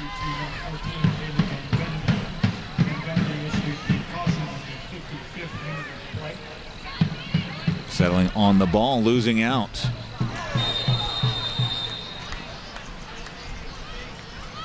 Yeah, contact from behind like that isn't going to go down very well against a team that's in the middle of a drive, even if it was accidental. And that was a final telling off, if I've ever seen a final telling off. You shan't do that, sir. I'm sure he's not what the official sounds like, but hey, you never know. I would play a lot more soccer if it did. Floating ball knotted down. Foul spotted. And even against a foul, she comes up big. Ooh, lost in possession, dangerous. Touched over, the shot, poked. Oh. Ooh, that was cheeky. She tried to go for the chip, and it didn't quite come off. It didn't come off. Not a bad idea, though. I don't mind it. Of course, that's coming from a 6-foot goalkeeper who isn't chipped often. Fair enough. My guess in watching is that Walker might be. She's listed as a defender on my sheet. She's got 1 goal and 2 assists. She's a good player. She can definitely get on the end of something and create opportunities for this team. I wonder if she's more comfortable on her right foot, and that's why she had to take what she could with her right foot. You have to wonder. It'll be a Charlotte Independence goal kick. For me, on Independence, Schuster, number 13, has been so solid for this team defensively. She is holding onto the ball, giving her team time. She's technical enough in the back to play out of difficult situations, but she's also very solid defensively, not afraid to get into tackles, and she's started a lot of the attacks for this Independence team. Ball played forward, Asheville through. Dwyer, deflected. Oh yes, settles it. Oh yes, trying to turn to the top of the box. Here comes Charlotte on the counter. Ball searching through. It's going to find the feet of Walker. Walker takes a crack. And that is an excellent shot and an even better save, I would say, followed by a dangerous counterattack. I mean, what an exciting few seconds of soccer. After the first half of low block soccer, I think both teams got a little bit tired of that. It's difficult because Charlotte was playing a high press the whole first half, so you have to wonder how fresh their legs are. So it's going to be counterattacks like that that give them their opportunities. Nodded forward.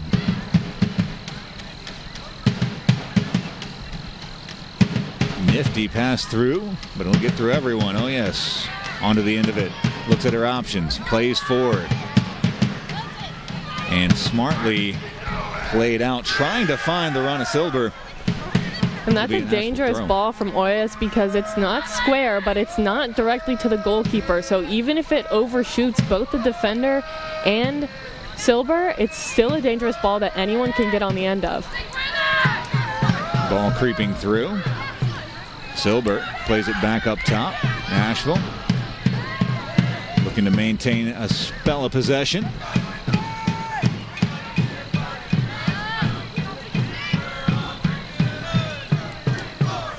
And the key for Asheville now is going to be not forcing opportunities that aren't there, because it's going to open up gaps in their defense that weren't there before in their lower block.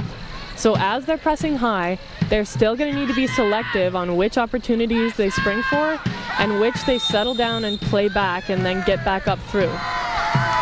A foul spotted, whistled on Asheville. It'll be a Charlotte Independence free kick. Rolled for Stapleton.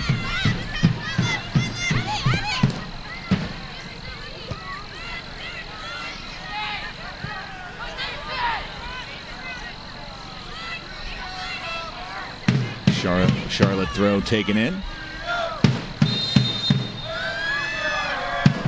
Foul spotted on Sarah Clark. Not super sure what just happened there.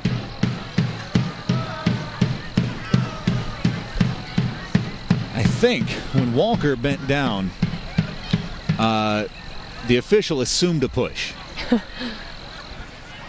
An implied push. Tackle, no call. Asheville comes up with the ball, looking to play out from the back. Touched down by Dwyer. Into this path of Silber. Oh yes, has the option in the middle. The curling ball. Oh.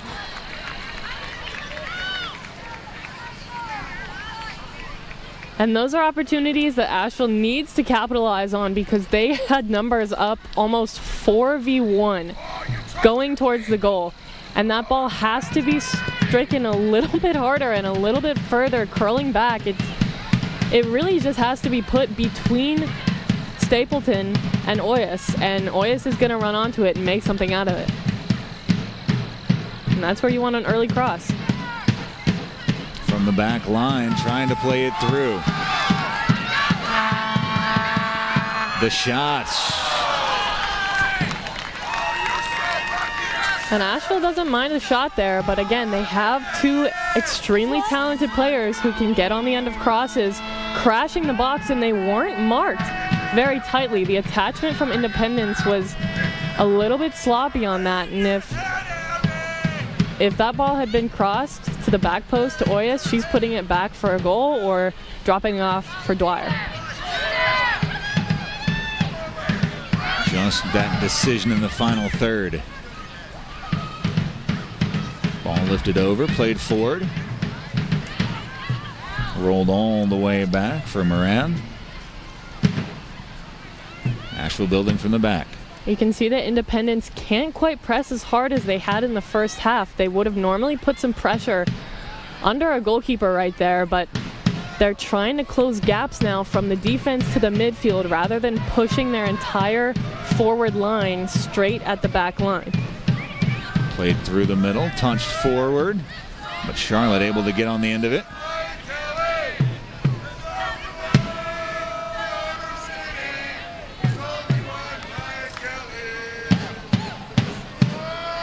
I call that the Jamie Smith special, where your right side center back slides it through for your left wing back. This one went long. It'll be an Asheville throw. Substitution.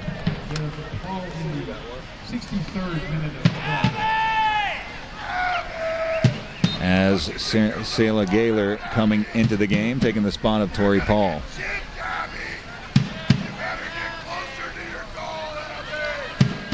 Charlotte winning the ball through the midfield.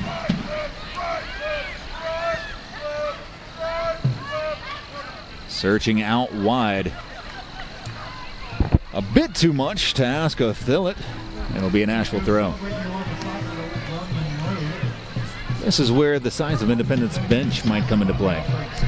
Exactly. If you're playing high press and your bench doesn't have a ton of room to give you help coming off for subs, those legs are going to get tired.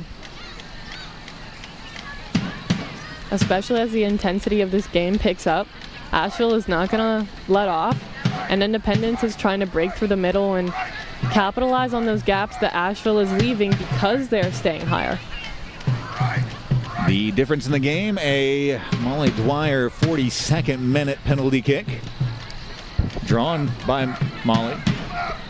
Seems fair. As Dwyer... Is that a high boot spot called on Dwyer? Because it certainly wasn't an offside position, which seemed to be what he indicated. Yeah, I wasn't totally sure on that one.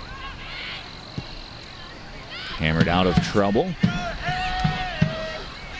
Charlotte starting to sort of find their footing into the second half. I say that, and a foul committed. It'll be an Asheville free kick taken quickly. Too quickly, as it's called back.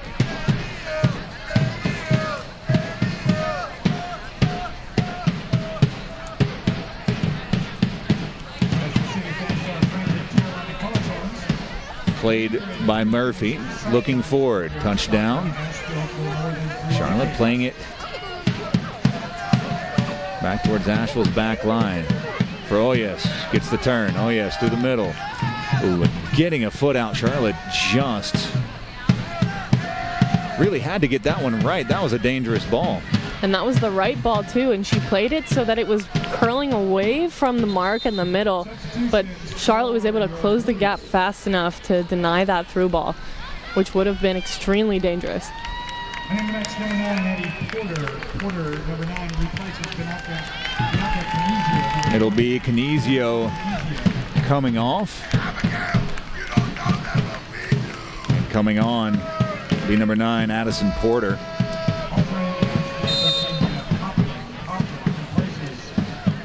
And Maya Poplin coming in. She's a rising sophomore. She's 11 starts, 1 goal, and 1 assist as a freshman. They call her a true playmaker. Forward. Ball in the box. Official waves for play on. Will be off Silvers. Be a Charlotte throw.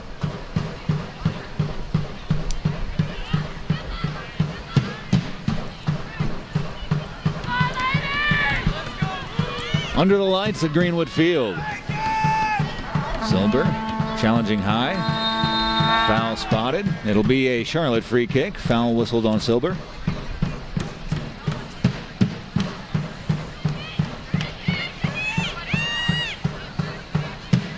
Dwyer applying the high pressure along with Silver.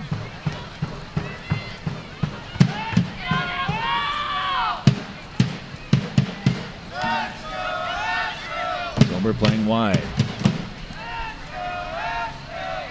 Silver is a valuable top player for this team because not only does she have the skill and speed moving forward to beat players 1v1 and create some chances individually, but she can also hold the ball up and shield players off of her back to get the ball back and moved around for a new opportunity. Asheville out wide. The cross bounces off Asheville. Still loose near post. Dwyer missing just off the goalkeeper. Stapleton getting big again. It'll be an Asheville corner. The Dwyer chances starting to add up. How long do you think Stapleton can withstand the force? As you see, Dwyer. It looks like that was a deflection from a center back there. Absolutely right. Looks like it came off of a foot, and as a goalie, you kind of got to like it when your defenders get in the way before you have to. Yeah, I don't mind too terribly. And Stapleton was in the right spot anyway. Steady handball at the top of the box by Asheville as it was trying to settle the ball. Maya Poplin spotted on the handball.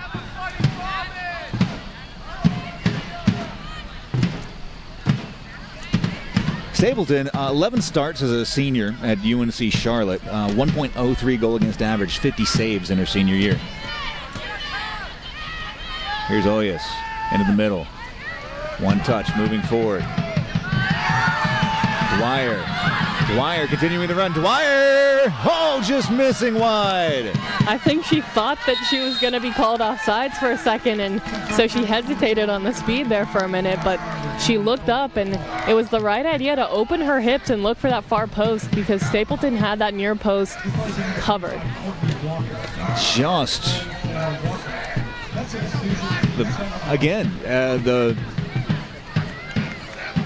the position was right. Maybe just didn't get the bend she wanted at the end. As we're into the 70th minute. And as Dwyer's opportunities start increasing in frequency, you have to assume that their success rate is going to do the same thing. Good battle won initially by Addison Porter. A foul spotted on the recent high school grad.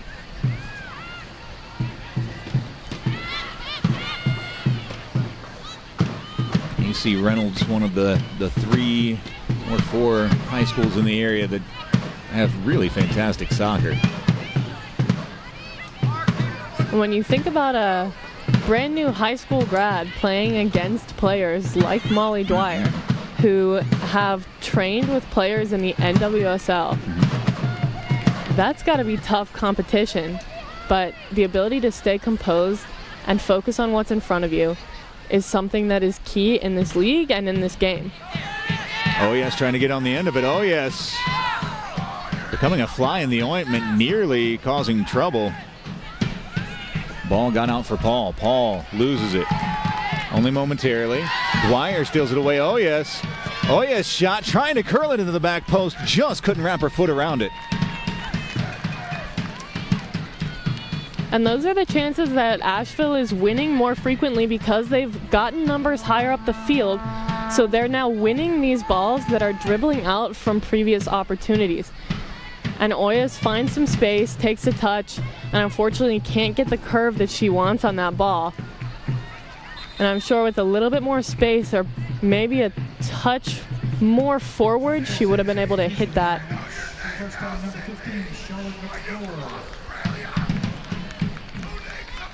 Silber out. Back into the game. Number 15, Charlotte McClure. She just signed to UVA.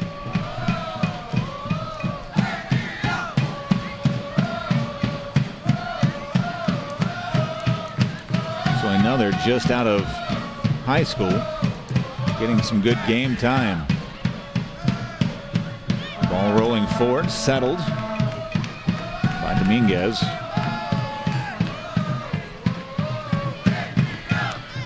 And Charlotte stepping in the vital moment. Bit loose with the touch, able to keep it under control. Powell pushing it back to the back line.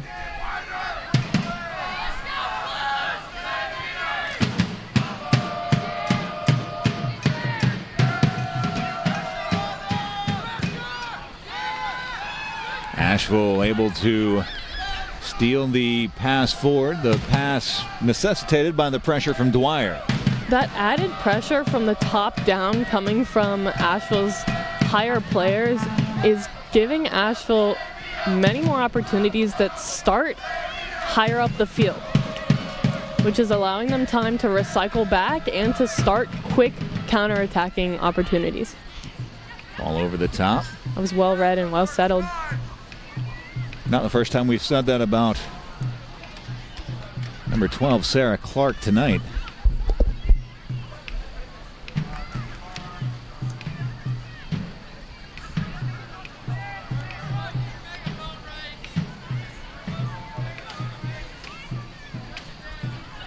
Headed to herself, Dominguez.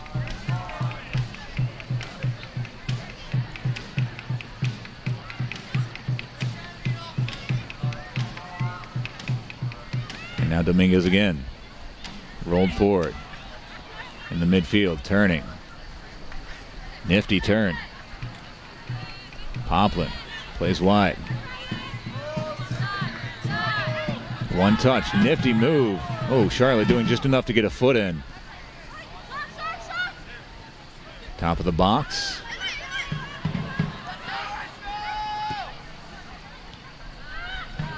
Here's Clark. Top of the box, trying to turn. Dwyer couldn't get the turn in. Independence, fantastic job defensively. Dangerous spot. Did just enough. Here's Asheville. Here's Clark. Oh, yes, has the overlapping run. It'll be out for an Asheville throw.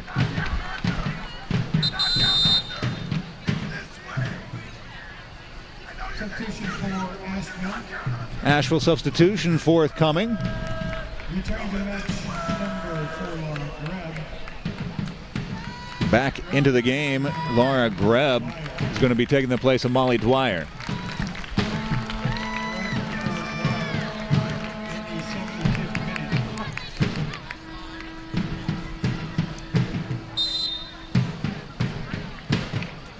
Here's Clark.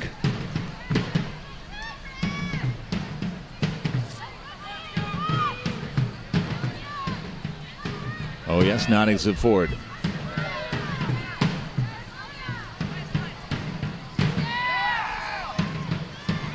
Asheville's playing more patient now than they had in the beginning of this half. they're using their back line, playing around a little bit more, but not surrendering their higher and more heavily pressured kind of style in the attack. Asheville continuing to press. Chipped towards the top of the box, headed out of trouble. Independence trying to settle. They'll push it forward. Going to be out for an Asheville throw. Asheville's trying to stay high without allowing those gaps by keeping their back line dropped off a little bit more and composed and allowing them to play amongst themselves and amongst the midfield, not trying to keep the ball moving forward at all times anymore now that they're a goal up. But they are going to want to get one back still, so they are going to take the opportunities that they see. Emma Dawson out, and it's going to be Marianne Kilgore. 10 starts as a senior at Western Carolina. She got 2 goals into the game. Our first look at Kilgore tonight. Flipped forward into the corner. Knotted down. The foot race is on. Asheville comes out with it, continuing with the ball, trying to spin. Contact. And the foul spotted on Asheville. Visit them online at missionsportsmedicine.org for more information. You think the spin and through with the legs once the Independents had won the ball. Yeah, I think he got it just right. Yeah, the contact from behind, even though you are trying to win the ball, you miss it, you hit the legs, that's a foul. A foul spotted.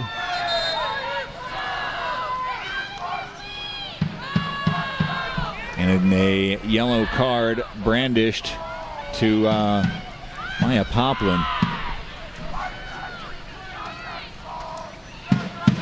Okay.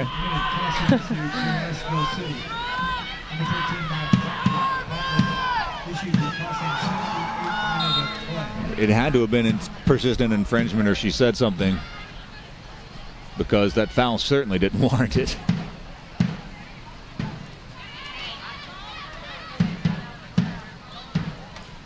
Approaching the 78th minute. Charlotte enjoying a spell of possession towards the top of Asheville's box. Tried to find a through. Instead, it'll be a goal kick for Asheville. Asheville will try to slow it down here. I don't think they're going to try and find a direct chance here. They're going to try and start playing up back through from the back again. Trying to play more patient. Again, taking the opportunities where they see them. But they're not going to be frantic in the midfield so that counterattacking opportunities arise for Independence. Asheville trying to hold possession in the midfield. Slid away. Here comes Asheville. Out wide, the option near post. Tried to find her. Unable to do so. Hacked out of play.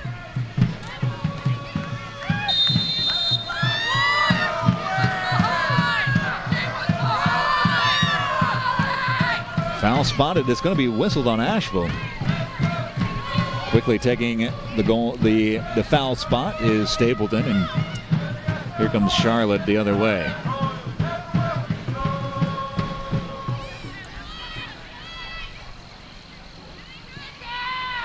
Out wide. Paul. Good pass. It's going to be a foot race. And the strength of Dominguez wins out yet again. Well shielded out. And Asheville has to remain composed and compact in their defense. They have to stay organized when they're coming against the Charlotte team who wants to play against a low block. They want to try and play around this Asheville team. So trying to stay organized is going to be key for Asheville. Tipped forward. Oh, yes. Off to the back line, gets it back. Williams has a little space in front, tries to play it. Grab on the run, and will she get there? Just trickling out ahead of her. And again, that's the same ball we saw from Oyas earlier, just a little higher up the field. She's playing it away from the goalkeeper and down the line so that it overshoots both the runner and the mark and creates something higher up on the field.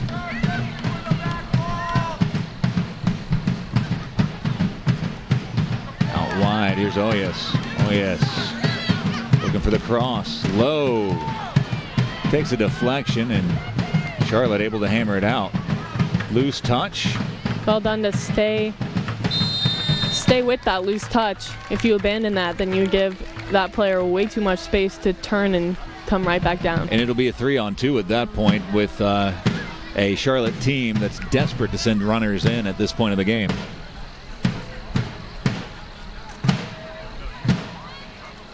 Murphy floats it in from distance, almost finding Greb. Will be out for a goal kick. That would have been a nifty bit of skill from Greb. Have a ball coming across her inseam it and to trap it right there. That would have been, well, that would have been something spectacular. Something I've never seen. Back into the game is Courtney Walker for Charlotte Independence.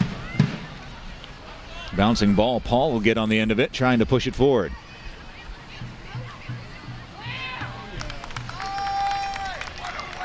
Moran coming off of her line. And that's where you know that she's yelling at her players what to do. If you're a center back, you're looking at your goalkeeper because you really just want to hit that to get it out of trouble, but you have to listen to your goalkeeper and listen for the clear, the away, or the shield the ball for me, I'm coming to get it.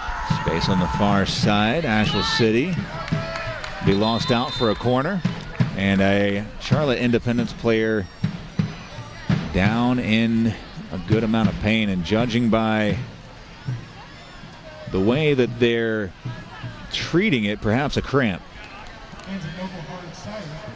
Well, if it's a torn ACL, that's just mean.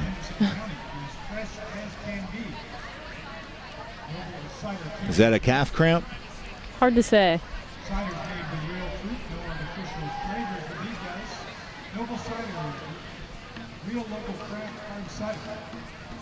It would make sense given Independence numbers here. I think they have one sub, one or two.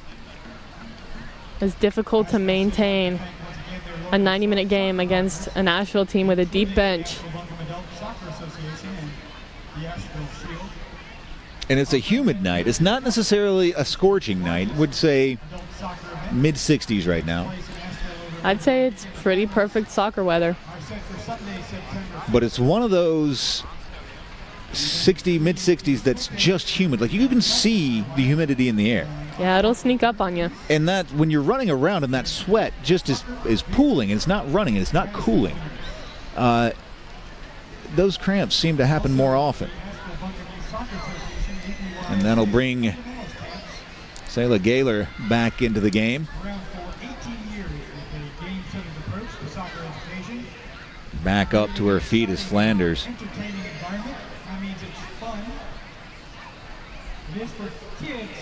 The App State grad who's currently a Charlotte Independent staff coach. Back up to her feet. Applause from the sold-out 500-person crowd here at Greenwood Field.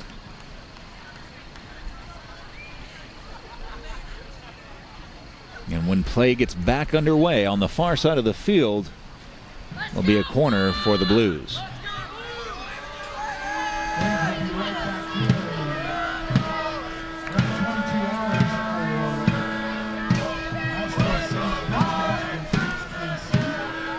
Dominguez forward, as is number 23, Eileen Murphy. You got the center backs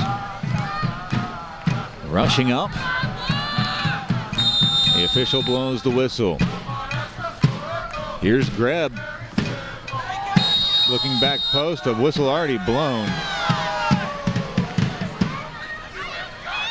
against Dwyer. Anytime I hear a whistle blown that quickly, I'm suspicious. Only because I've seen enough World Cups to know where that goes. Tori Paul hits the ground. It'll be substitutions coming on, and it looks like a good number of them, as Dwyer coming back into the game.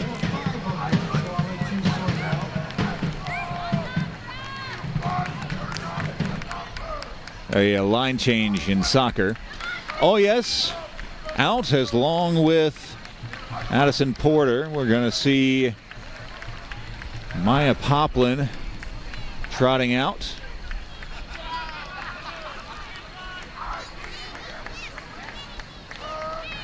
Dwyer back into the game. Now, Asheville knows that this game isn't over, so they're putting fresh legs in to keep this defensive effort in good shape. That's Silber back on. She's had a couple of fantastic runs. Flipped forward. Also back on is Chloe McCleary Small. A deep throw for Charlotte Independence in a fantastic play. It's going to be Paul in space, playing it forward. Paul again. Trying to drop it in.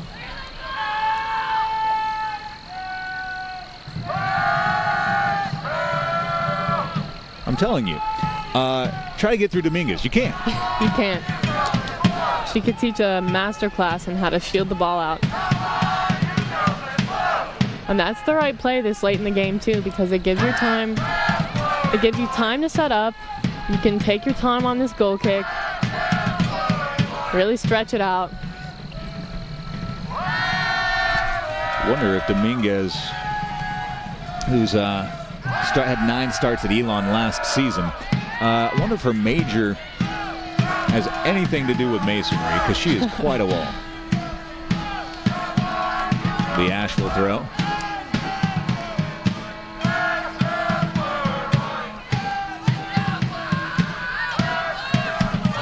Looking into the run, the first time shot rolled through, and the goal! Chloe McCleary Small finds the nets, and the Blues lead by 2. And that just goes to show that consistent pressure from this Asheville team, creating opportunities from a combination of playing through the midfield and these direct balls. Once you get it high, you see that player going, you play that ball, and you know that your forwards are skilled enough to be able to take a touch, settle the ball, and finish. As the smoke popped to celebrate the 2-0 Asheville City lead. And again, look at this cross. Just pinpoint perfect. As you see Dwyer there. Oh, there she goes. What a fantastic goal from Chloe McCleary Small. Second season, UNCA grad, a Asheville community member. And you can tell that this Asheville team is beginning to click a little bit more. They've really settled into this game. Just couldn't get her feet right, Paul. And there's Dwyer all the way back to defend. And that's what this Asheville team is asking of all of their players, is a constant presence no matter where you are on the field. Fill a role, not a position. Sarah Clark moving forward. Rolled back. Kilgore through the middle. Clark has her parket picked. The searching ball forward will get all the way through. Moran. High distribution. Small. Kilgore.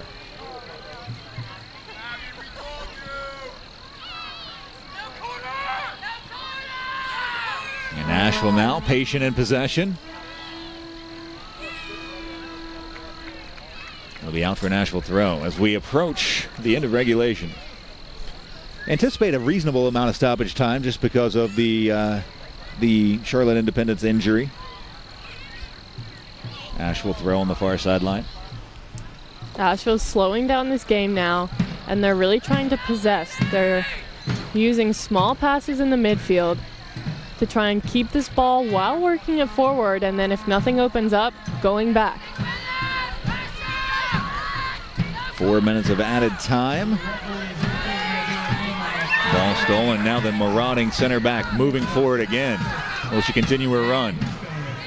As taken to the corner flag. Silber able to continue.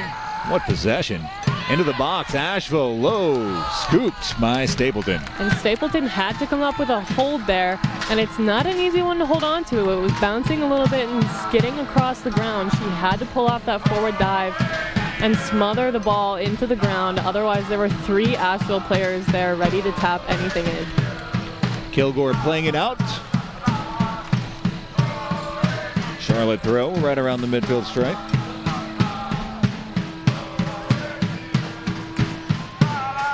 Foul spotted.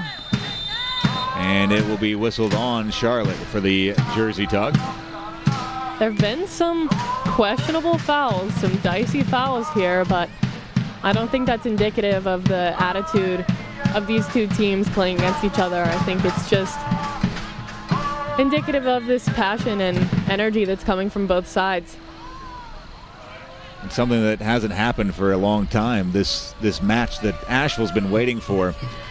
As McCleary Small trying to get onto the end of it, it's going to be a foot race, and Charlotte having to play it out. Sydney Smith got back to it. Long ball settled. The shot blocked. Asheville corner. 2 minutes of extra time left. And as that perfect pass from Molly Dwyer is coming to you, you have to decide, am I going to go ahead and volley this first time, or am I going to settle it down and try and finish? And either decision, go for it. Yeah, absolutely.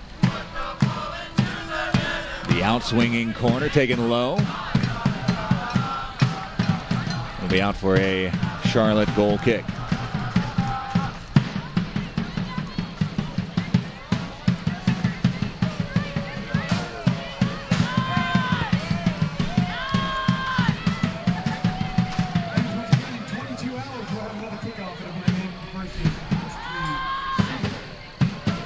McCleary Small, what a fantastic game she's had. Not just the goal, but she's been instrumental in the pressure of the last 10 minutes.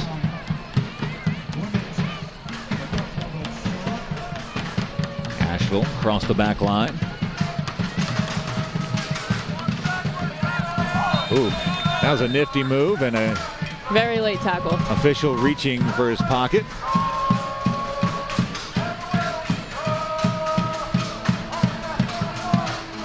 It'll be an Asheville free kick.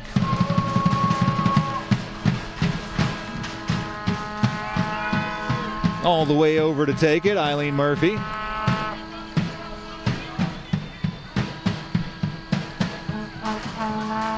That's the spot she likes. There it is. There's the top of the box. Settles, shot. Asheville is not going to take any pressure off here. They're settling into a more possession-based style, but if they get an opportunity to shoot, they're doing it. With the ball that far under you and bouncing, you kind of have no choice but to put the laces through it, and the problem with putting the laces through it is sometimes it'll go where it's going to go.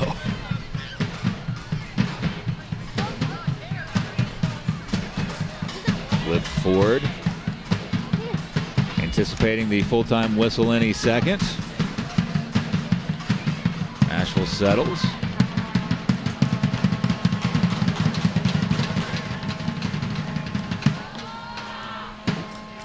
And now will be out for a goal kick, and that, as the official takes one final look at his watch.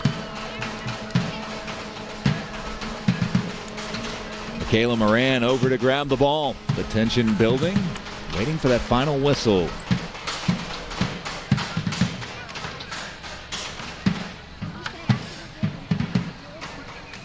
Moran pushing the defenders forward. Stutters her step, the ball's in the air, and there's the full-time whistle. Asheville City Soccer Club is back with a 2-0 win and 3 points out of their first game. You love that Asheville got this win on this day on Greenwood in front of all these fans on their first game back. And a goal from Dwyer and a goal from an Asheville local. You just get the sense that this community is so excited to have soccer back on this field. And strong performances all the way around really set up this team for success throughout the entire season. We have just a short break, 22 hours really, until we're back doing this again for Asheville City's men's team tomorrow. Tough life as soccer commentators, isn't it? Here's the game-winning goal from Dwyer. There's an ice-cold penalty kick. And the second goal coming off the foot of Chloe McCleary Small. And the ability to try to hit it first time, and it didn't come off, and then to collect yourself and to deposit it. Watch, this is just...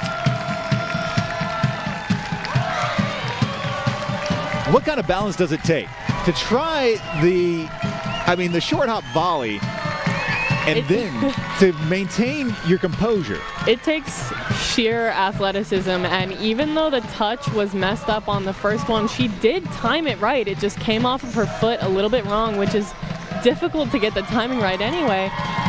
On a first-time volley from a deep ball like that, but then to remain composed and stay athletic on your feet and get to the ball before Stapleton and slot it away, looking at the goal, looking at the goalkeeper. She knew where to put it, and she put it there. Want to thank our statistician / all the graphics guru, Gabriel Glenn Hebron. Want to thank our cameraman, Zach White. Want to thank our other cameraman, Roman Uglehus. We want to thank our producer, Brian Yohe, for bringing you all the images today. We want to thank you for watching. We truly do appreciate it. And, of course, for Bronwyn Lutweiler, the goalkeeper extraordinaire, I am Matt Stradley saying so long from Greenwood Field, but not for too long. We'll see you tomorrow at 7:30.